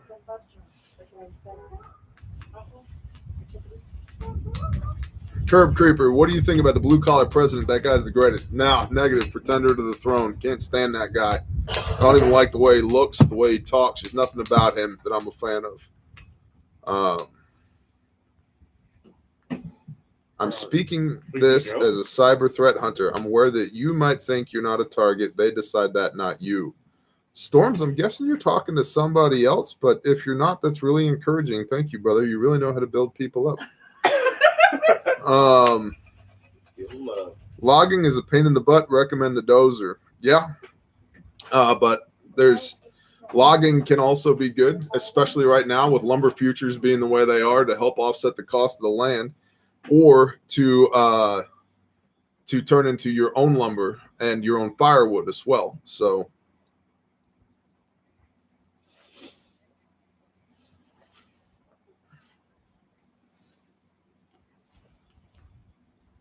filled with. Anyone using TikTok, it's been back and forth. Roger that. Blue collar president is a cheap imposter. Agreed. 5 acres is manageable. You need a goat to keep fence line clear, sheep to eat the weeds, and a calf to keep grass short, chickens to eat the ticks. With the cost of lumber, a chainsaw mill is coming soon. Yep. Agreed.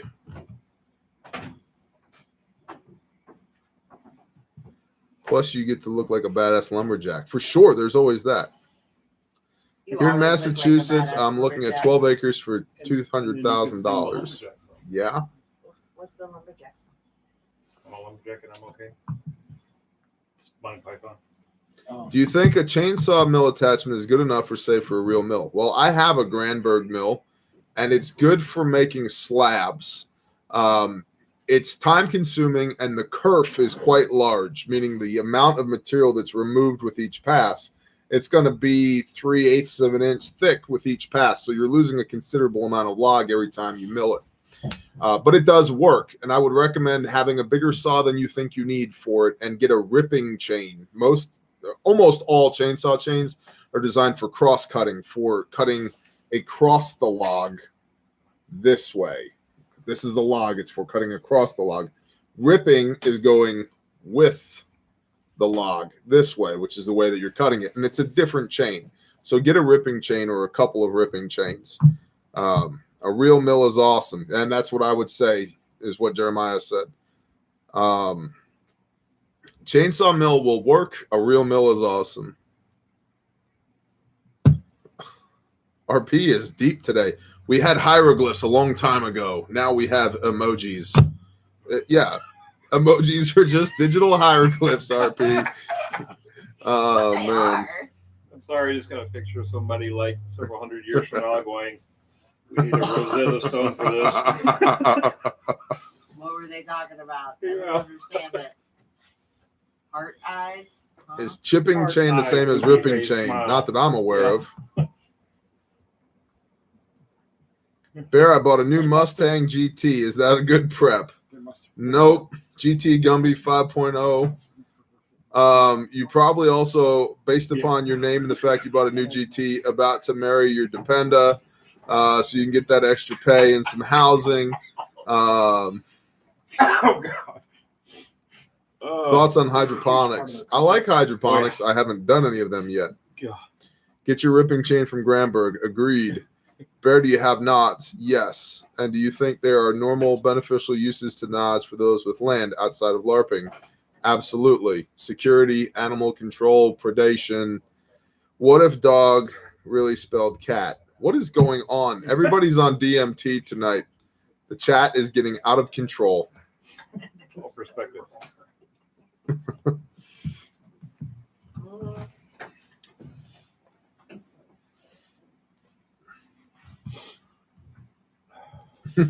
You had me at TRICARE. Exactly. Where's Amber? Amber left. Joe Rogan grew a beard. I'm not Joe Rogan. Come on now. Who's Amber? Amber's the person we had to bounce who was talking to the Clockwork Elves. Oh. Remember? Prepper 84. I swear I'd only give pie to you, Barry. Sure, QRF. Okay. There was a word in the chat. We think they were wrong. That's what they were saying when she was out there. Can you throw some ice in here for me, please? Thank you. Amber gave everyone a contact high. Yeah, I agree with that. I agree with that. Bear for Senate? Probably not. Probably not. Well, listen, I live on a reservation now. I don't even think we have representation, which is probably why I'm going to just quit paying taxes, but that's a different story. That's a whole different story. I met my tax quota already. Yeah. Well, you're an employee. I am a proprietor. They are different. Thank you, ma'am. I don't have a tax quota. I'm like, you made more money? That means you give us more money. I'm like, excuse me, love. Well, put it here. Put my Carhartt on. Over here. Put my Just over Carhartt here. on. Put my Carhartt I'm on. okay. Baby, you are better than okay. Thank you. You're welcome. Hacker Games, what's up? This sheepdog peanut butter whiskey is not bad. You mean screwball peanut butter whiskey? It's got a sheep on the front of it. There's also a sheep dog. No, there's not. No, there's not. Do you want this? With the No, I'm Corolla. all right. Thank you, though. You pay taxes. What's that? It's the thing that keeps me from going to federal prison because I was audacious enough to try and earn a living for myself. So, sitting in the woods enjoying myself. Good for you, Bigfoot. Now, you definitely, if you shake it more than twice, you're playing with it. I don't even want to think about what that looks like. Setting gear aside and working on a compost pile and gardening this season. Amen. How strong does the peanut butter whiskey taste? Well, you could definitely taste the peanut butter, and it's pretty dang delish. And then we heard the other day of somebody taking screwball peanut butter whiskey with apple crown and making a drink, and it's peanut butter apples. I haven't tried that, though. It's sweet, but it's good. Andrew Stanek, I did not drink any of it. Hami, it is here, but she hasn't tried it yet. What? The strawberry shiner. He's the one that gave it to you. No, I haven't tried that. If you make less than 400K, Biden said that you don't have to pay a penny of taxes this year. Well, I don't know if you know this, Jay Morris, but he says a lot of dumb shit, including that, and most of it ends up not being true. Because I have this thing called a CPA, which is a certified public accountant, and his entire job is to talk to the IRS for me, and he says something different. So...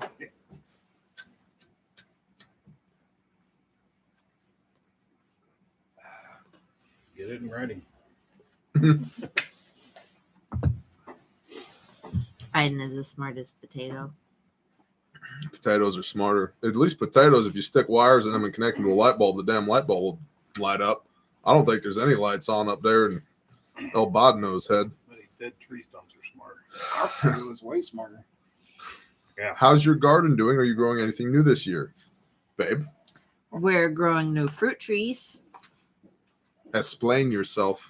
We've got 3 apple trees, 2 peach trees, 2 cherry trees, 2 blueberry bushes, and Grapes. well, the grapes are old. They're not new. Grapes are doing great, though. Yeah, but they're doing really good. And I got some new tomato varieties and new pepper varieties. And we're container gardening this year as opposed to in the ground gardening, which so far has worked out pretty well. For sure. Like, it's nice because you can kind of move it around. Good night, Doug.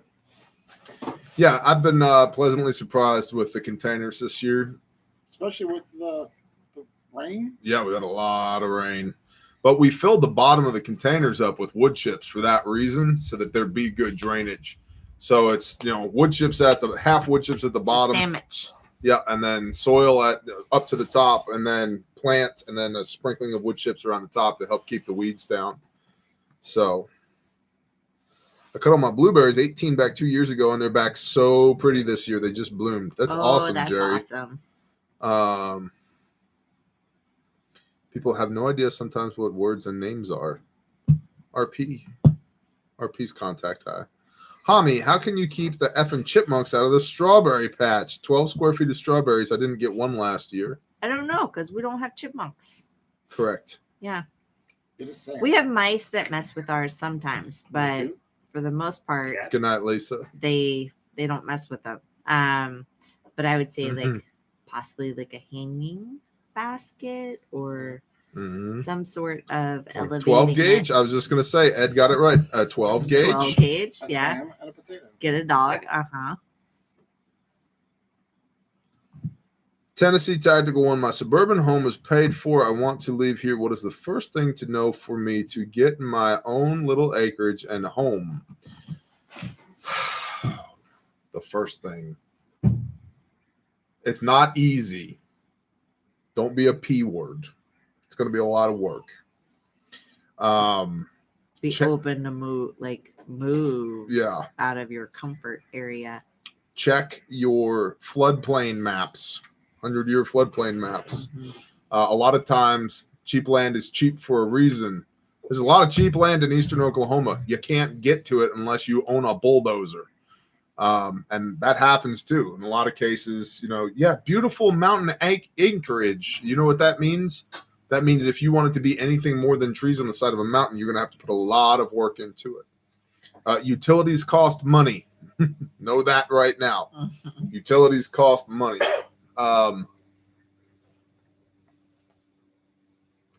I like and recommend looking for property that has existing homes on it, even if the homes are falling down pieces of garbage, because that means generally speaking, check your easements for sure. That means generally speaking, there's a septic tank, a water line or a well, and electricity already there. And that saves you literally tens of thousands of dollars right there. So if you can find something like that, it's worth paying a little bit more for a piece of land that has a garbage house on it than for a raw piece of land. Gravel is not permanent, but you will need it to be able to get in and out.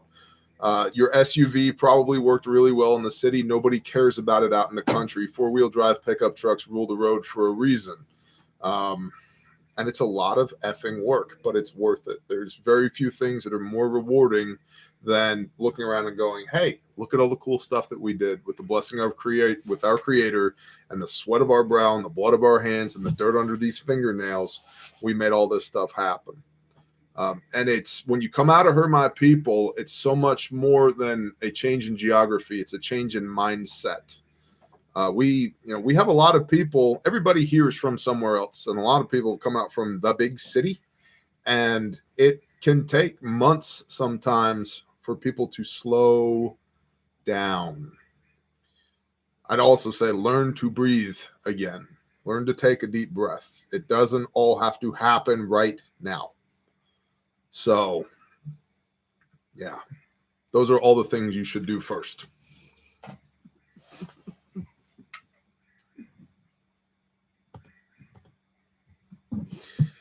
Dan Berger, good night. Parakeet Salt, what's up, man? Yeah, it's good to have long-term and short-term goals when you're doing that. Aim for both. For sure.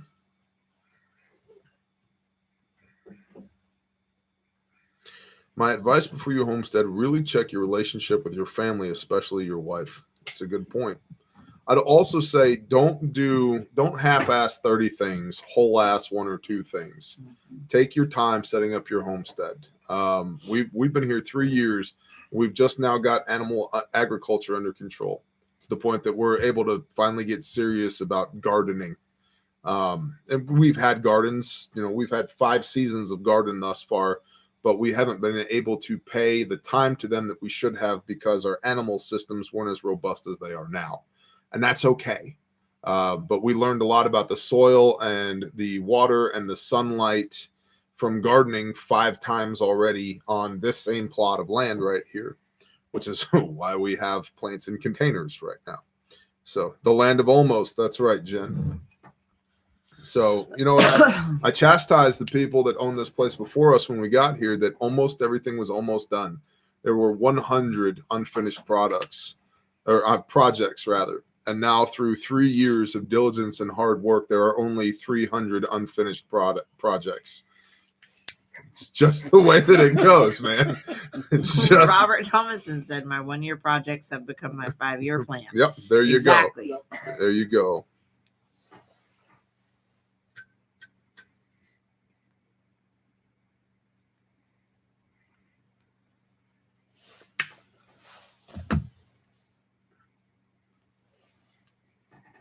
Well, and I feel like some people might give you crap about the outhouse still not being finished. Right. But I've got some of my stuff stored in there. You got some of your stuff stored Right. in It's there. still being used. It was a reprieve so that the people on the interwebs could still see you when it was freezing outside. Yep. Mhm. Yeah. Yep. Yeah, we still use it. It's just not being used as it's intended. Yeah. But anyone who hasn't spent time in the country may not have a concept of, the multitude of uses each thing has. Yep. The other thing too is every project has 5 to 10 side projects that you have to execute on in order to make it come together. And then when you start stacking people on top of one another, you have your projects and then we have our projects. So Mm-hmm. man can poop outside. I think Nebraska Prepper's been into QRF's moonshine as well. Well, I was going to also say the first time y'all were talking about the outhouse. Is it What's done? up, John Brady? No, it's not done, but That's a you can throw crappy buckets story under. shooting it.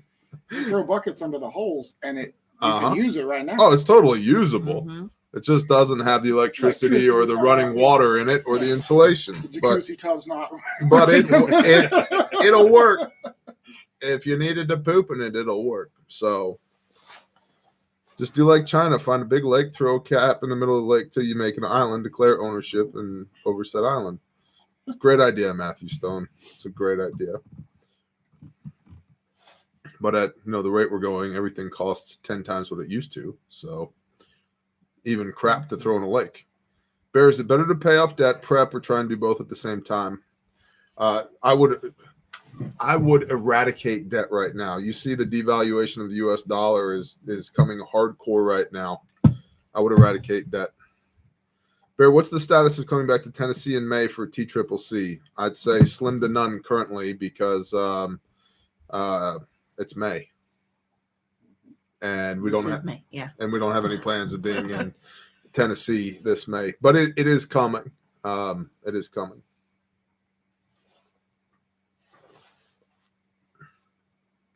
It is May the 4th.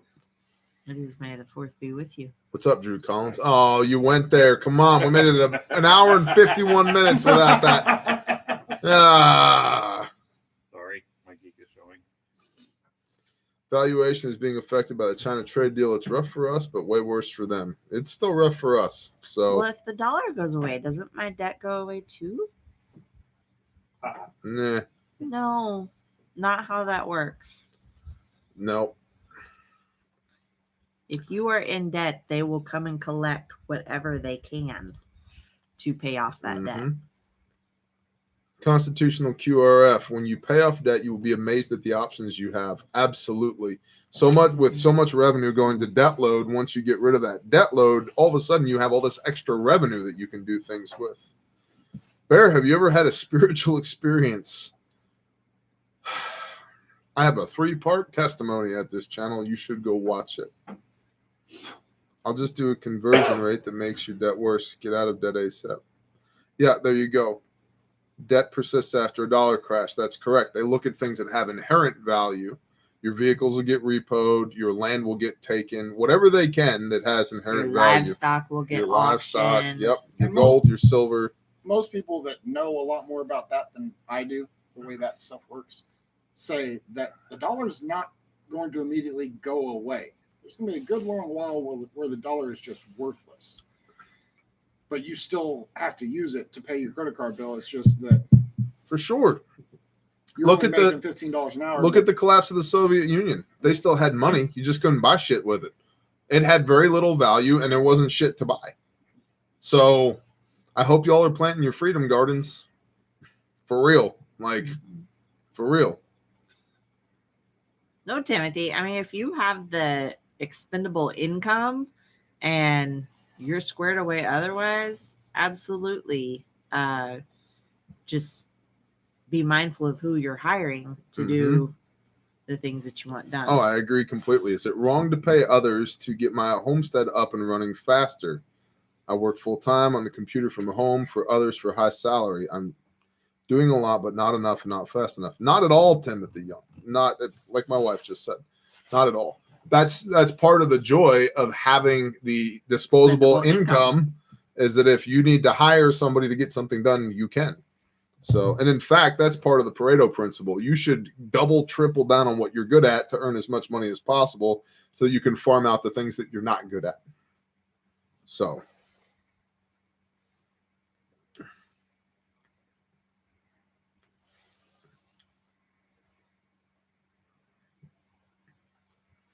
there were $100 bills in the trash in Iraq and starving people everywhere with nowhere to live. Yep. Shalom, Travis. Silver sunset in the background is quite fitting. You like that? I appreciate that. Where's Travis at? Travis Fleming, what's going on, man? Great knives, by the way. Great knives, by the way. Fleming Fabrications make the bear They knife. sell out within an hour of us Yep. getting them and listing them in the store. Because I was like a week behind. Yep. 2 weeks behind. Cassie, what's up, Cassie?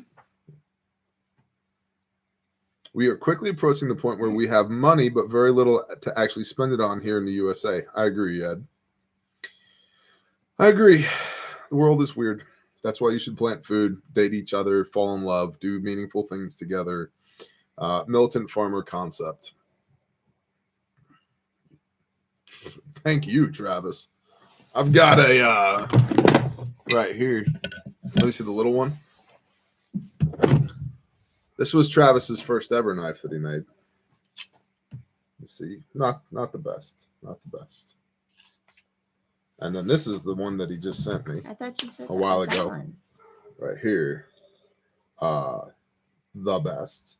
A little bit of surface rust. I got to clean that off, I'll admit, but that's because I got it wet doing the things out in the woods with it. And don't want to slip stab with this. yourself. This thing is laser sharp, and I was just kidding. This is not a Travis knife. This is not a Fleming's Fabrication knife. I was just trolling you.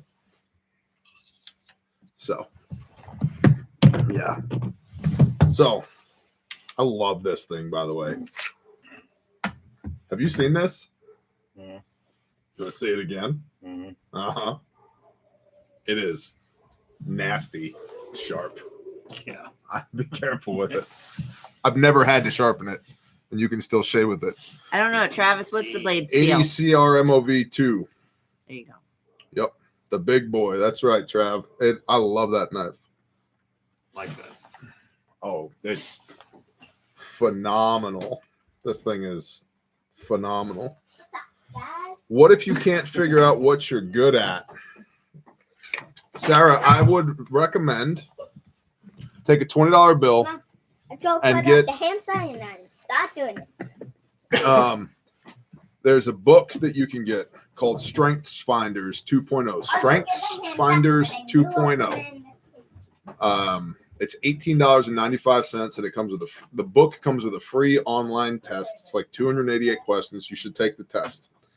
And Legalize for All, bless you. And it will tell you what your character traits are. And it will illuminate a lot about yourself and what you actually are good at. A lot of times we're good at specific things, but we don't tend to value our own expertise. We tend to take for granted what we're good at and what we know. And we like to assume, justly or unjustly, that everybody else knows what we know and everybody else is good at what we're good at, so we're not that special. Turns out that's not the case. Strengths Finders 2.0. Bravo 65 got my Bearfack and Pastor Joe book. Thank you so much. Hope to never need it, but on the back of my car's headrest if needed. Bravo, that is awesome. Bless you.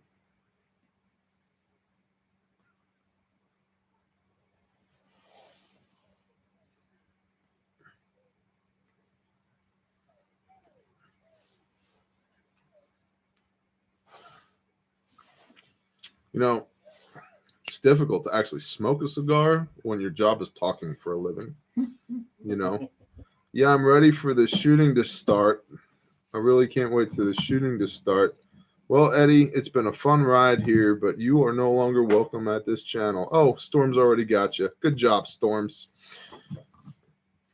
You know, it's people like that I honestly think that like somebody somewhere, some alphabet agency is like, I'm just going to get on here and just throw this out there and see what happens.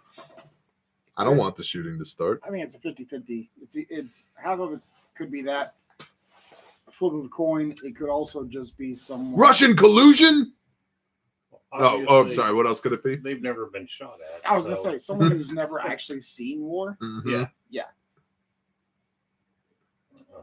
Just all bravado, and they're the people that you find curled up behind a rock Mhm. when the first bullet starts flying. Yeah. They love taking a dump in the punch bowl. Bravado. Exactly. 2 properties I'm going to look at are in Watts, Oklahoma. Would Watts be too big a community? No, Watts would not be. I'm familiar with Watts. There's not much there. If Watts is too big of a community for you, you might consider Alaska. Romans 12:18. He obviously has not seen blood before. Exactly. There's no taxes in Antarctica. Matthew, are you ready for international relations with Cuba to improve to possibly get a Cuban cigar? Well, first of all, you can still get Cuban cigars. Yep. Don't ask me how I know, but you can get Cuban cigars. Second, the reason that Cuban cigars used to be so good was because they were planted in the same fields that the coca was grown in. And so there was an uptake of the cocaina. Rotated crop. And yeah, they were, it wasn't just tobacco you were smoking, a little extra buzz in there, but that's not how it's done anymore. So there's nothing wrong with a Nicaraguan cigar because it's pretty much the same thing. What made the Cuban cigars special was it had a little extra, Colombian marching powder in it.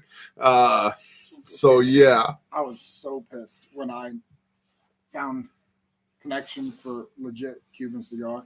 Mm-hmm. And I paid, I don't remember how much, but the most I've ever paid for a cigar for it. Mm-hmm. For 4 of them, me and 3 of my buddies. And we sat down, we smoked them, and I was like, this is no better than this what is I've a been cigar. Yeah, this is exactly. What I've been smoking. I've had 3. 2 were really good, and 1 was not. Used my Barefac, had to cut out a 2x2 and used some It tape. wasn't a bad cigar. Yeah. Dad cut his finger.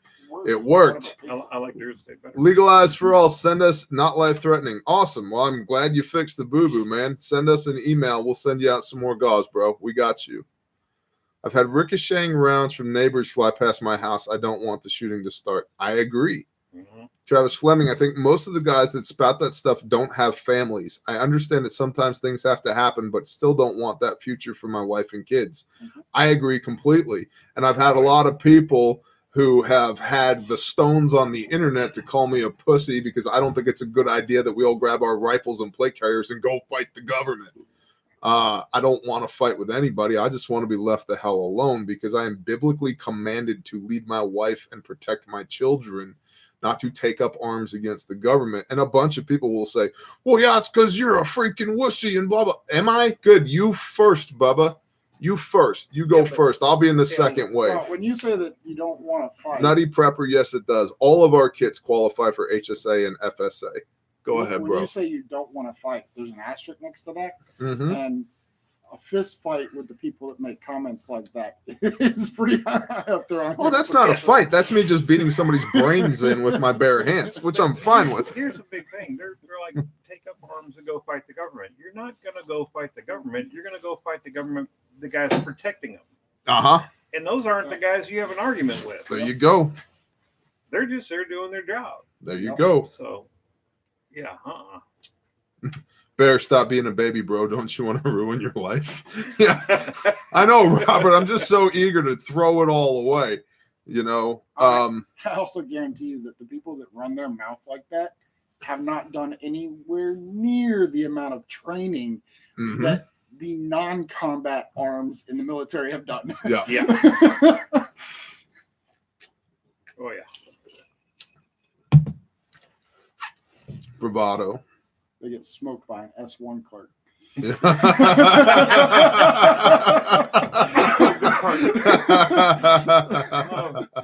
We love you, S1. There's any viewers. What's up, Alex Snell? About as S4 clerks. Yeah, and here's the thing. I don't want to fight at all. I have, in my life, can't think of a fight that I've started. I've ended a lot of them, but I don't go looking for fights. If a fight comes looking for me, that's a whole different story. I'm not interested in that. I don't want that. I don't want that. But I don't go start fights. I'll end them, and I will beat the ever-loving dog shit out of somebody who poses a threat to me or my family or my people. But I'm not out there looking for a fight. And I have said it 1,000 times, and I'll say it again one more time. I'm incredibly wary of people that are looking for a fight because they don't get it. They don't understand it. Bullets go both ways. People die all the time. all the time. And yeah, you're right. Most of these people have no training. These are the same guys that go on and on and on about, well, your rifle's not mil spec. Neither are you, bro. Mm-hmm. Neither are you. It's not the rifle that makes a soldier. It's not the equipment. It's the training. It's the mindset. It's the drive. They think they're an operator because they've put 10,000 rounds through at a flat range Mm-hmm. in a booth shooting at a stationary target. Yep. They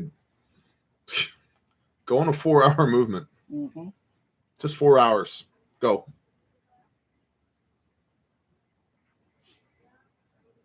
Not heroically. Boom, dead. No respawn, no do-over, just dead. That's exactly right. It's the other thing. I blame video games for a lot of it too.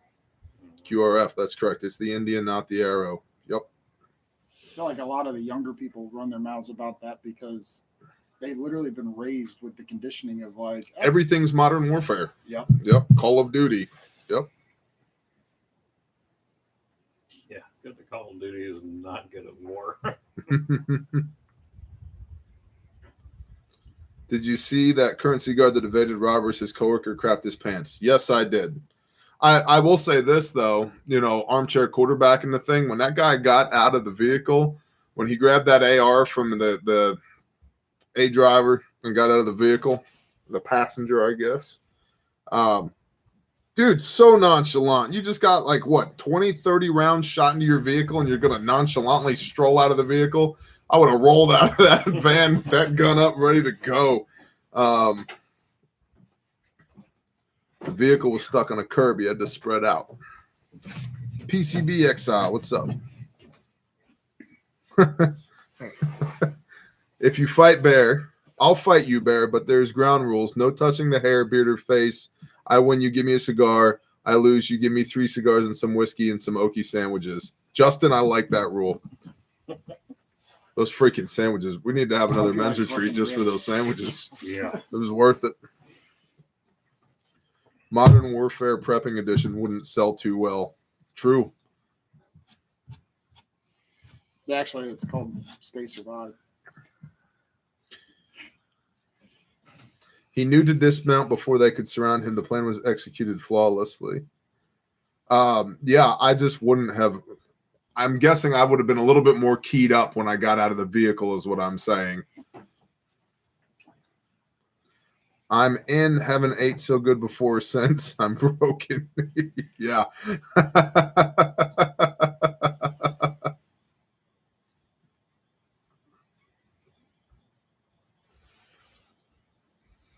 Anyway, let's move on from gear whores that think they're going to fight the government.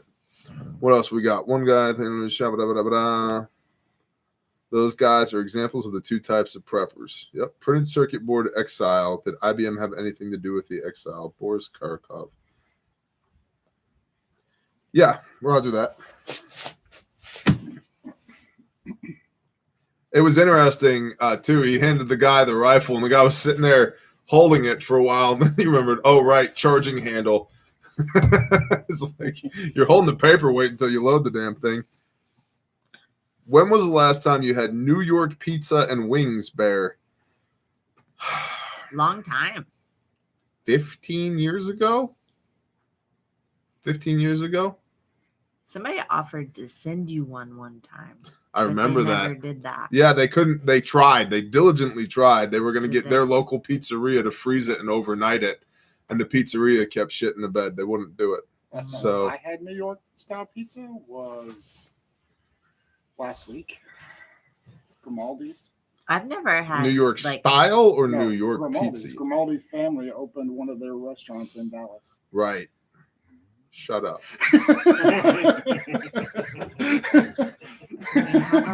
It was delicious. Oh yeah, Melinda Gates is divorcing Bill. I know. know. But why a moment of silence? There's a smiley face after that. Oh. They're being facetious. Oh, okay. I'm like, Bill Gates, who has no sense of humor at all. Yeah, I don't feel sorry at all for that man. Don't feel sorry for her either. I don't feel sorry for any of them. They're both scumbags as far as I'm concerned.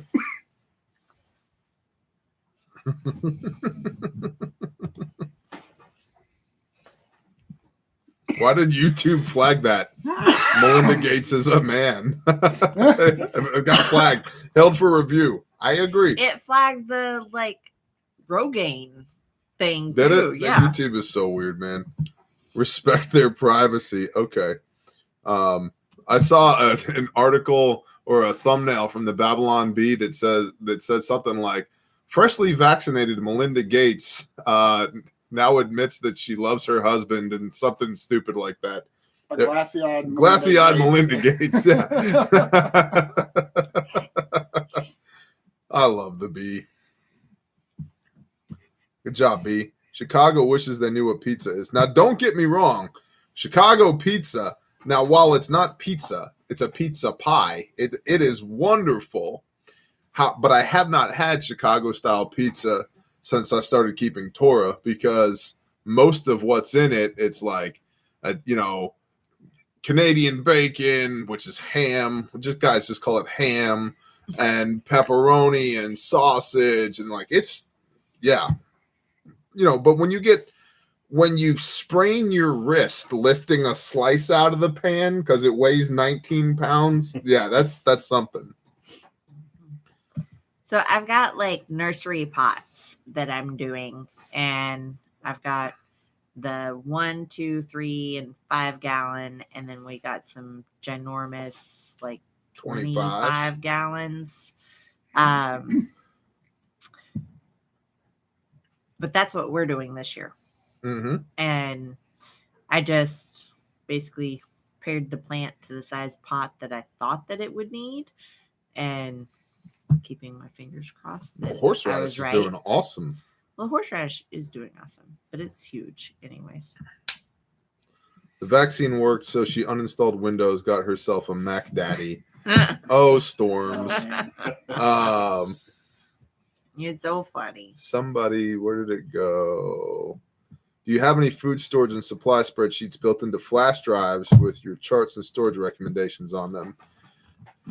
We have a few. They're stickies at the $10 level on Patreon, and they're worksheets as to how much should you store for how many people for how long. So basically a matrix of people plus time plus food equals this. Hey, Bear, random question. How do you organize bulk medical supplies? My girlfriend is a nurse, and she hooks us up. Great question, Jake. Totes is a good way to go.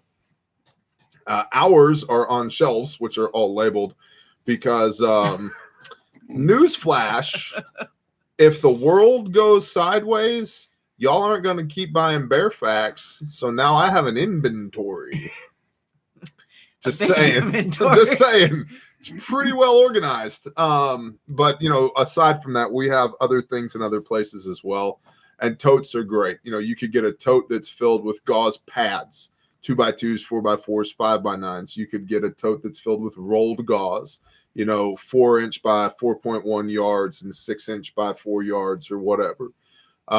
You could have a tote that's got your, ambu bag and your pulse oximeter and your stethoscope and your pressure cuff and thermometer, maybe a de-choker, all that stuff in there.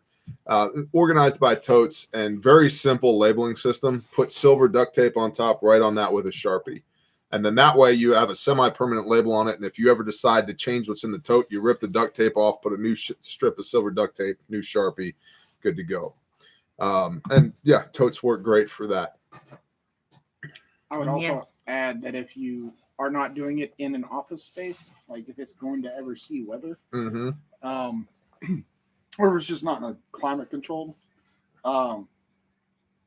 Container Store has these black weather safe totes, which I've been using around here, and they've been outside and survived all the storms. Awesome. And worked very well. Awesome. And if you want to get fancy, you can put some clear packing tape on top of that duct tape so that the Sharpie doesn't wear off over time. Whoa, guy. Rubbed on stuff. Whoa. I said if you want to get fancy. Whoa. I mean, yeah, whoa. Taking it to the next step, man. What's up, Adam Hooks? Bless you. Hiawassee area. Nice.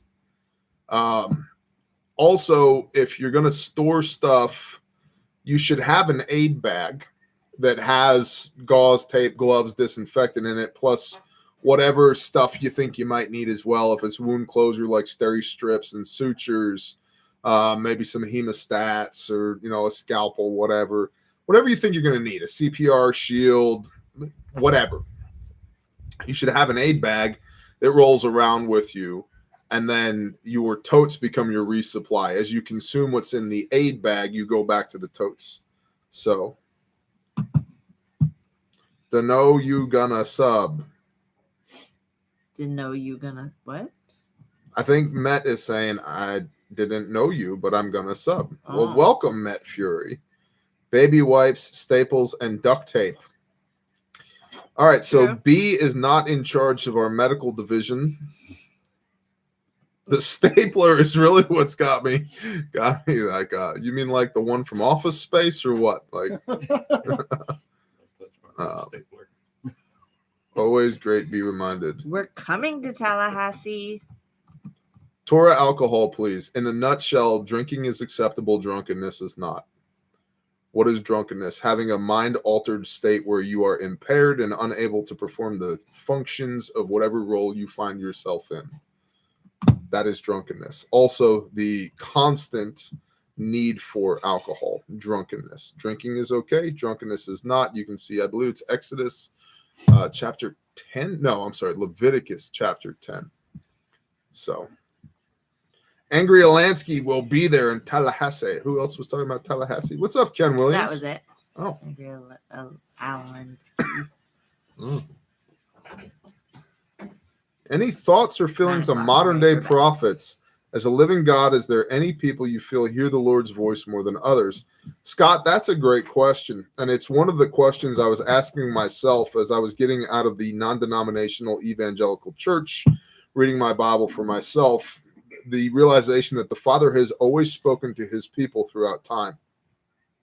Now, I've often wondered, I do believe there will be a third testament. And we don't need to get into what that's going to look like. That's a huge sidebar, a huge rabbit hole. But the Father works in threes. And so we have the First Testament, or the Old Testament.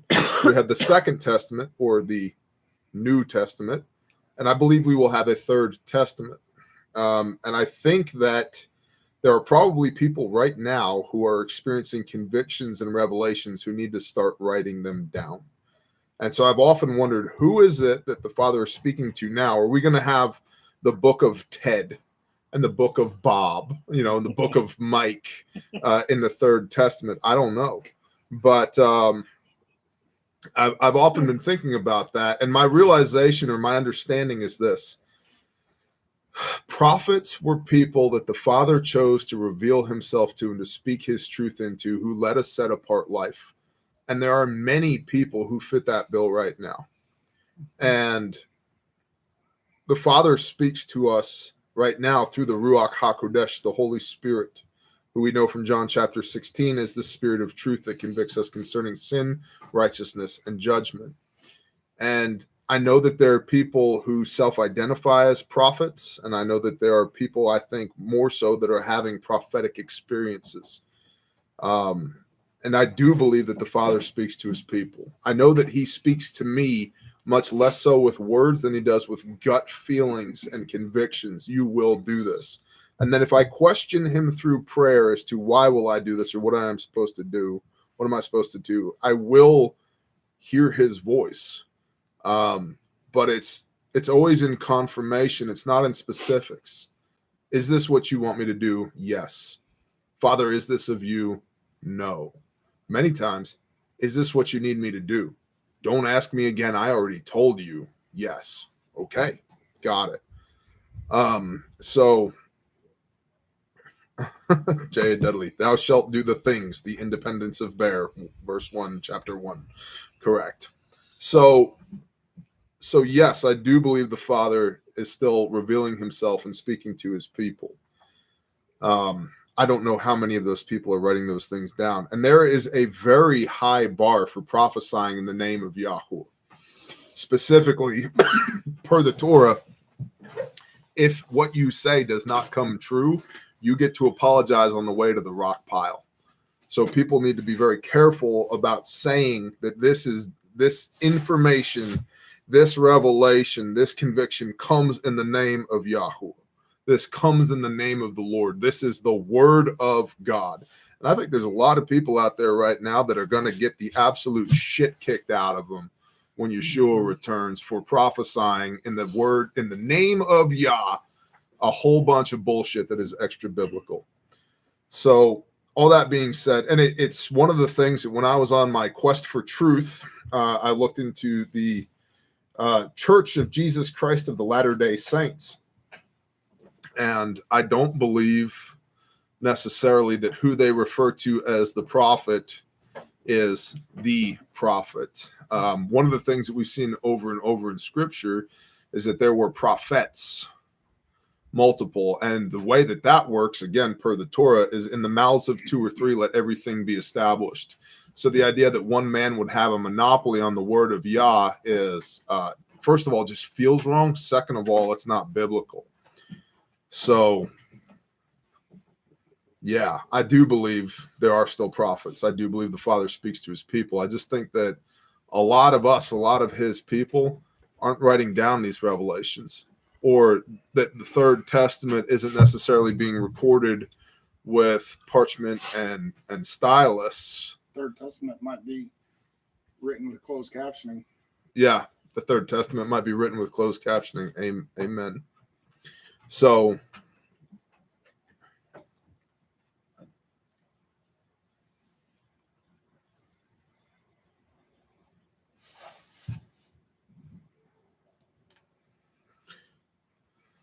can health savings accounts be used for stop the bleed classes? No. Asking if you hit Salt Lake, just wondering. Mama's kicked me out. Okay. So, no, not on the training. It can be used on the kits, though. Not going to lie, I've had a few end times dreams lately. Not going to lie, you're not the only one, bro.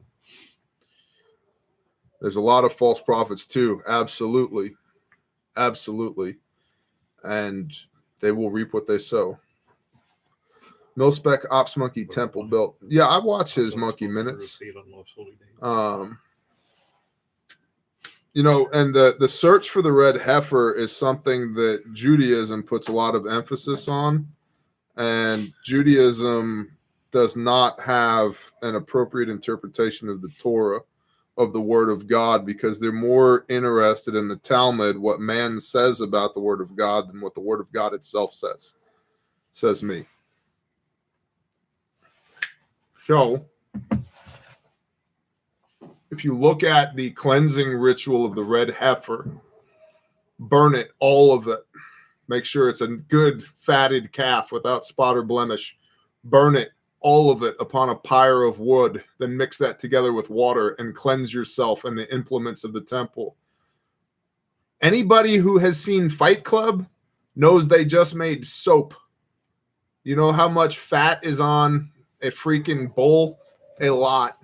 Mix it with wood ash. You just made lye soap. And this is the thing that people miss because they're not doing it. The Torah is incredibly practical. Of course, they cleanse the temple and the instruments of Yah with it because it's effing soap.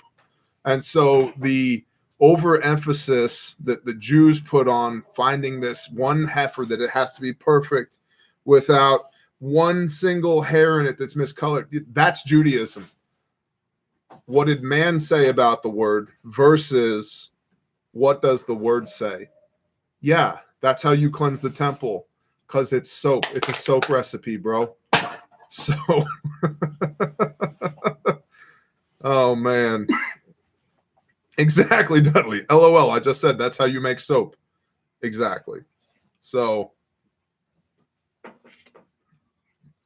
and there's even a move by a lot of modern day Christianity to return to their Jewish roots of their faith, which is a good move in theory, but you have to understand that Judaism is just as much, if not more, dicked up when it comes to doctrines and dogmas of men as Christianity is. And so Judaism is what Jesus was railing against when he was screaming at the Pharisees and the Sadducees for corrupting the Father's perfect law. It is literally what is nailed to the cross in Colossians 2, verse 14, the doctrines and dogmas of men. And so we need to be careful that we don't go looking for answers from men about God when we have his word. We know what he says. Still on the Hero Soap kick. Yeah, that's the new red heifer soap from Hero Soap. It's phenomenal. You should try it out. Cold pressed. It's fabulous. Tyler Durden. Here we go. Great name, bro. Hebrew roots, exactly, not Jewish roots.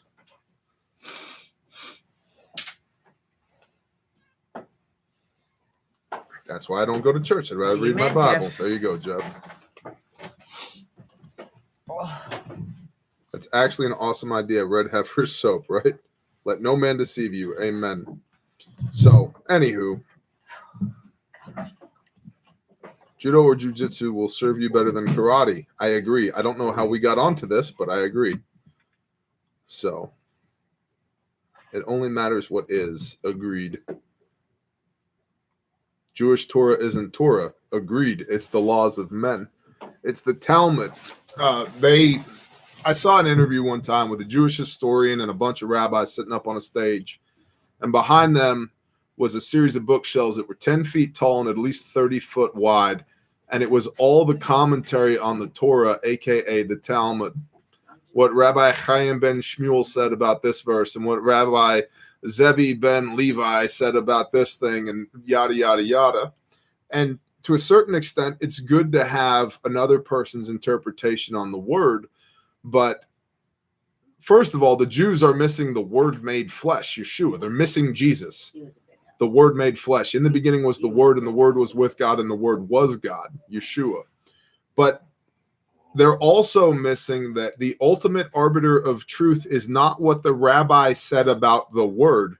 It's the word. And this is really important. I'm going to just briefly read this, and I know there's a lot of people who are rolling their eyes right now, and forgive me, I don't give a shit. You can leave and find a different channel if you don't like it. In Deuteronomy 30,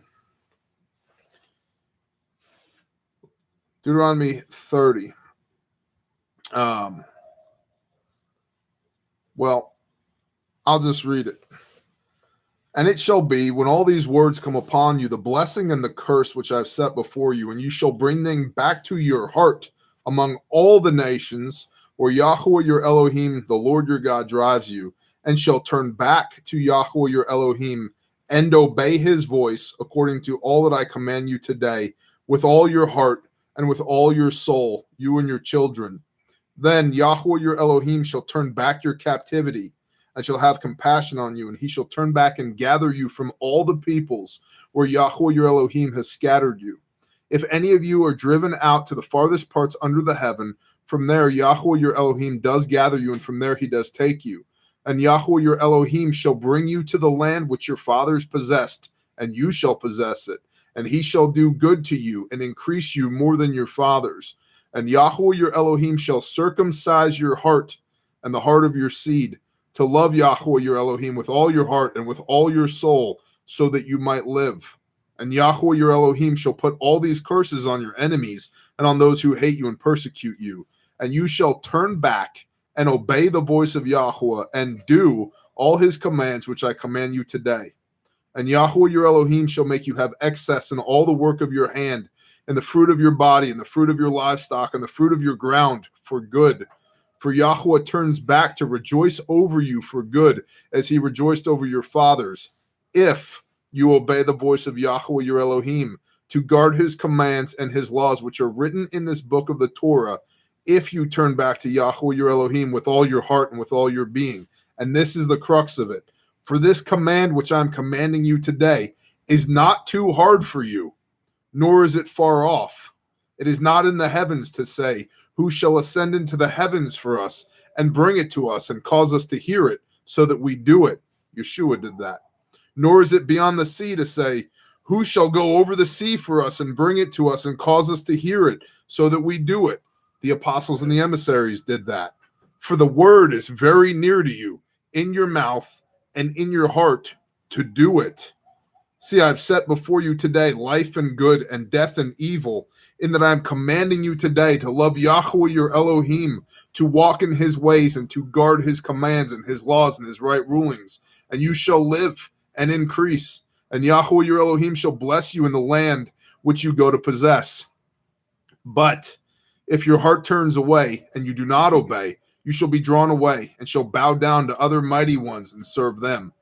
I have declared to you today that you shall certainly perish, and you shall not prolong your days in the land which you are passing over the Jordan to enter in and possess. I have called the heavens and earth as witness today against you.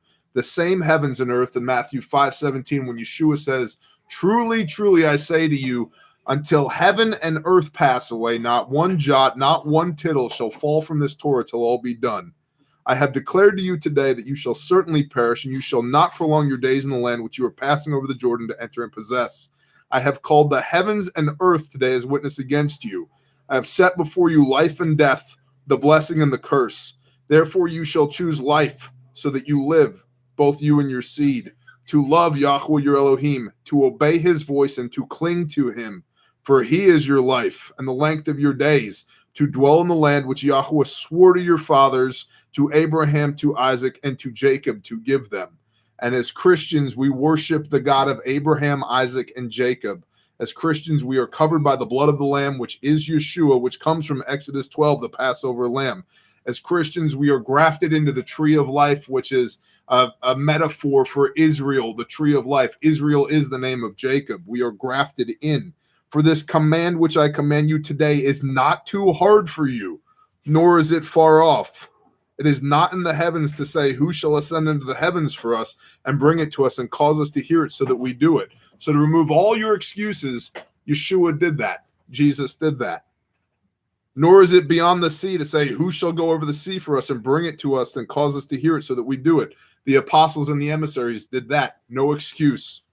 For the word is very near to you, in your mouth and in your heart, to do it. And so the Jews don't do that. They miss it. The Christians don't do that. They miss it. And so people love to give me a ration of shit because they say, how could you possibly believe in Jesus and do all that Old Testament stuff? How could you possibly not? For this you are called, that Messiah, having suffered for your sins, your lawlessness, that you might walk in his steps, that in him there is no sin and no deceit was found in his mouth. That being reviled, he did not revile in return, but committed himself to him who judges righteously, who hung upon the timber for your sins, your lawlessness, so that you might live unto righteousness. Luke 1 verse 6, blamelessly walking in the commands of Yah. For you were like sheep who had gone astray, but have now returned to the shepherd and overseer of your souls. That's New Testament. 1 Peter 2 verse 21. We're called to walk with Messiah away from lawlessness. Well, if you're supposed to walk away from lawlessness, you got to know what the damn law is, so that you can live unto righteousness, which is blamelessly walking in the commands of Yah, which is defined in the Gospel of Luke, which means you got to know what the commands are in order to walk in them. So if you're a Christian, if you're Christios, if you're a follower of Messiah, which is what we're supposed to be, not a follower of men, not a follower of a pastor, a priest, a bishop, a rabbi, a prophet, anybody else. You are a follower of Messiah. He is the only intercessor. He is the only intermediary between us and our Creator. We are to follow him and do what he said. And so if you go looking for truth anywhere but his word, who are you following? And so as for me and my house, we shall serve the Lord, Yahweh our Elohim, to the best of my broken ability, based upon the understanding of this word, not based upon what anybody else has to say about it, but always willing to be rebuked by a brother in love if I have the interpretation of this word out of whack. But I don't take another man's opinion on what my relationship with my Creator should be to heart if they are not doing this. It's like I've said over and over again, I know how to operate a bulldozer. I operate bulldozers regularly. I've read the whole user manual for the bulldozer. And so somebody who doesn't know how to run the dozer stands on the edge of the field where I'm running the dozer, waving 1/4 of the manual at me, telling me that I'm doing it wrong, but they haven't read the whole manual. They don't know how to run the dozer. They don't do it every day. I don't care what they have to say because I am operating the dozer. I am doing it.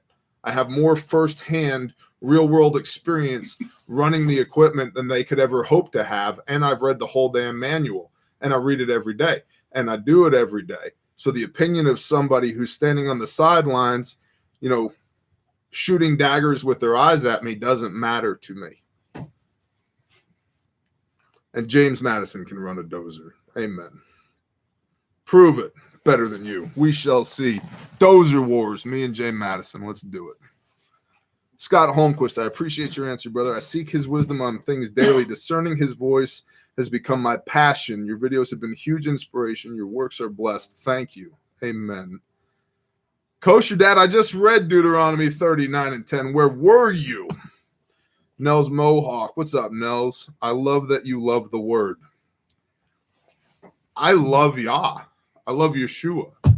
I am eternally in debt to them for what they have done for me. And if I have any hope, I can never repay them. But what I can give them is my life.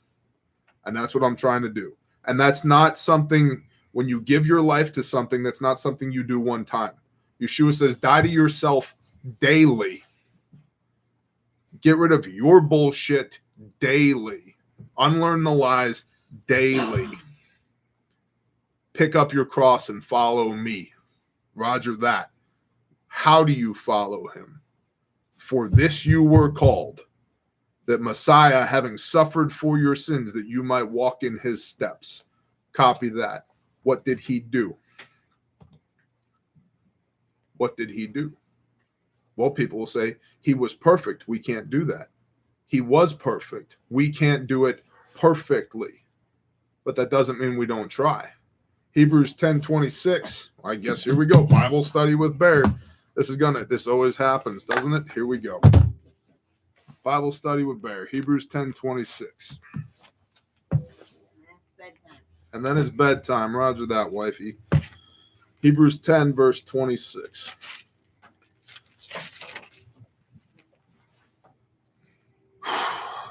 For if we sin purposefully, sin, 1 John, New Testament, chapter 3, verse 4, sin is lawlessness. Backed up, the second witness on that is Titus chapter 2, sin is transgression of the law. For if we sin purposefully after we have received knowledge of the truth, there no longer remains a slaughter offering for sins, but some fearsome anticipation of judgment and a fierce fire which is about to consume the opponents. Anyone who has disregarded the Torah of Moses dies without compassion on the witness of 2 or 3 witnesses. This is New Testament in the book of Hebrews. How much worse punishment do you think shall he deserve who has trampled the Son of Elohim, the Son of God, underfoot, counted the blood of the covenant by which he was set apart as common, and insulted the Spirit of grace?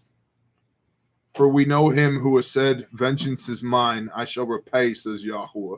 And again, Yahweh shall judge his people. It is fearsome to fall into the hands of the living Elohim.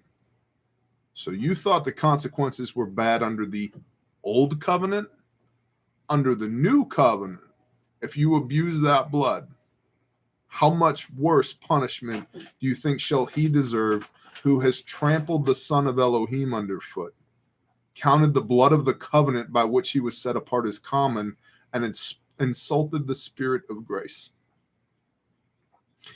So, just because we can't do it perfectly doesn't mean we don't try. And in fact, one page prior to that is the crux of the entire issue, the renewed covenant.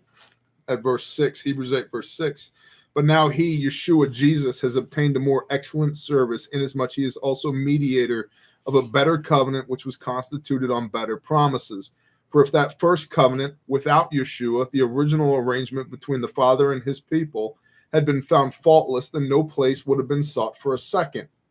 For finding fault with them, see, the fault lies with them. For finding fault with them, he says, see, the days are coming, says Yahweh, when I shall conclude with the house of Israel and with the house of Judah a renewed covenant, not according to the covenant that I made with their fathers in the day when I took them by the hand to lead them out of the land of Mitzrayim, out of Egypt, because they did not continue in my covenant, and I disregarded them. Because this is the covenant that I shall make with the house of Israel after those days. The house of Israel, not the non-denominational evangelicals, not the Episcopalians, not the Pentecostals, not the Mormons, not the Baptists, not the Lutherans, not the Methodists, the house of Israel. Because this is the covenant that I shall make with the house of Israel after those days, says Yahweh, giving my laws in their mind, and I shall write them on their hearts. And I shall be their Elohim, and they shall be my people. And they shall by no means teach each one his neighbor and each one his brother, saying, Know Yahweh, because they shall all know me, from the least of them to the greatest of them, because I shall forgive their unrighteousness and their sins and their lawlessness I shall no longer remember. By saying renewed, he has made the first old. Now what becomes old and growing aged is near disappearing, meaning that covenant that existed without Yeshua is old and near disappearing. So the whole, well, I'm a New Testament Christian, I'm under the renewed covenant. Well, a covenant is an agreement between two or more parties, and our half of the agreement is that his laws are in our mind and written on our heart. Where are the laws? The Tanakh, Genesis, Exodus, Leviticus, Numbers, and Deuteronomy. The whole Bible. It's the whole Bible. All of it. Not the first part, not the last part, all of it. And I guess I'll shut up about that now. James Madison seems like an asshole and is now hit on this channel. Bear, if you read scriptures in the woods. Y'all.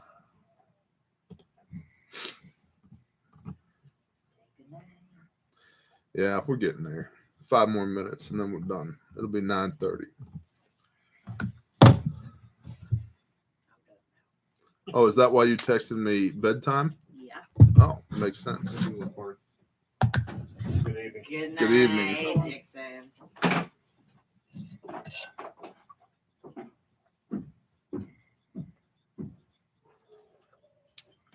Yeah, I don't text you unless I got something to say about it. Something to say.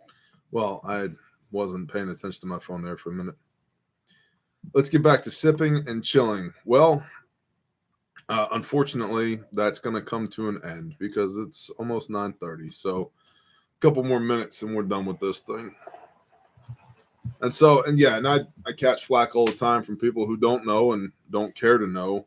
How can you call yourself a Christian and sit there and drink whiskey and smoke a cigar and read the word? How can you call yourself a Christian and not follow Yeshua?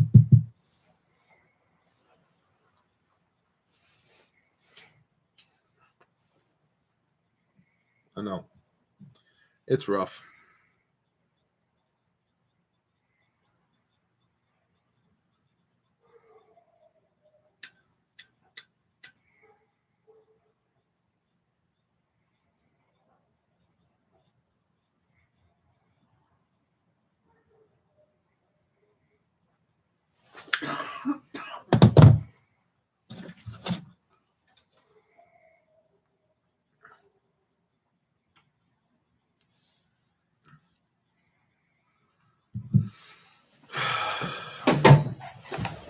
I gotta pray.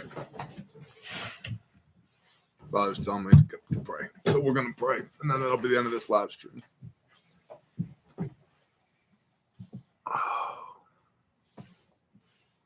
Father Yah, thank you for your word. Thank you for your word made flesh, and thank you for this technology that we can fellowship with so many people at one time. Father, thank you for convictions and for speaking truth into our hearts and for striving with us, for meeting us where we are at as broken people, for leaving the 99 for the one to drag us up out of the ditch, and for relentlessly pursuing us, even as we have oftentimes ran away from you as fast and as hard as we possibly could.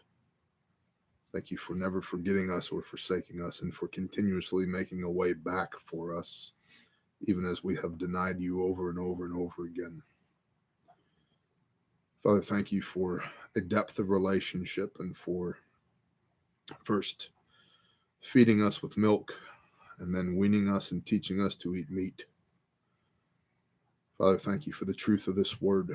Thank you for Yeshua as the perfect example of what it means to live and walk in a faith as close to you as possible.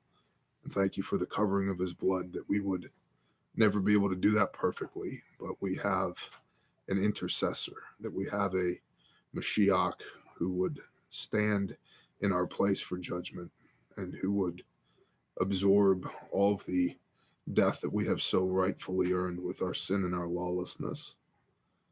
Father, thank you for making a way to graft us into the tree of life, to be a part of your family, and to experience the abundance of your provision and blessing. Thank you for protecting us, and for blessing those that bless us, and cursing those that curse us. Father, I pray that you would just speak into the hearts of everybody within the sound of my voice right now, that you would shine a light on their heart, and that you would speak to them in ways that they can understand. Father, if there's people that are hurting, we would lift them up to you and ask selfishly that your will would be to heal them incrementally or miraculously, whatever your will would be, that they would experience a healing, a reduction in pain, a reduction in discomfort, that you would be near to them. Father, for those that are struggling, I pray that you would just continue to strive with them, that you would wrestle with them, that you would touch their hip socket and wound them to the point that they cannot deny you, and that you would extend a helping hand and lift them up again and teach them to walk again with you. Father, I just thank you, and I'm humbled and amazed by you and what you do and how you do it and who you use to do it. And I thank you that you are raising up an order of Levites even now to steward your word, to the best of our broken ability, be able to perform the rights and responsibilities that go with walking with Yeshua as high priest, to learn your word and to use it as a weapon and a shield, to be able to take the battlefield of life clothed in your armor, and to know that you've got our back, and that you fight for us relentlessly, and that there's nothing that can overtake you, and therefore there's nothing that can overtake us in your name. Father, thank you for Yeshua. Thank you for the covering of his blood, and thank you for convicting us to not abuse that covering, but rather to be the light to the best of our ability, to be the hands and feet, and to teach people how to walk ever closer to you. Father, thank you for this. In Yeshua's name, amen.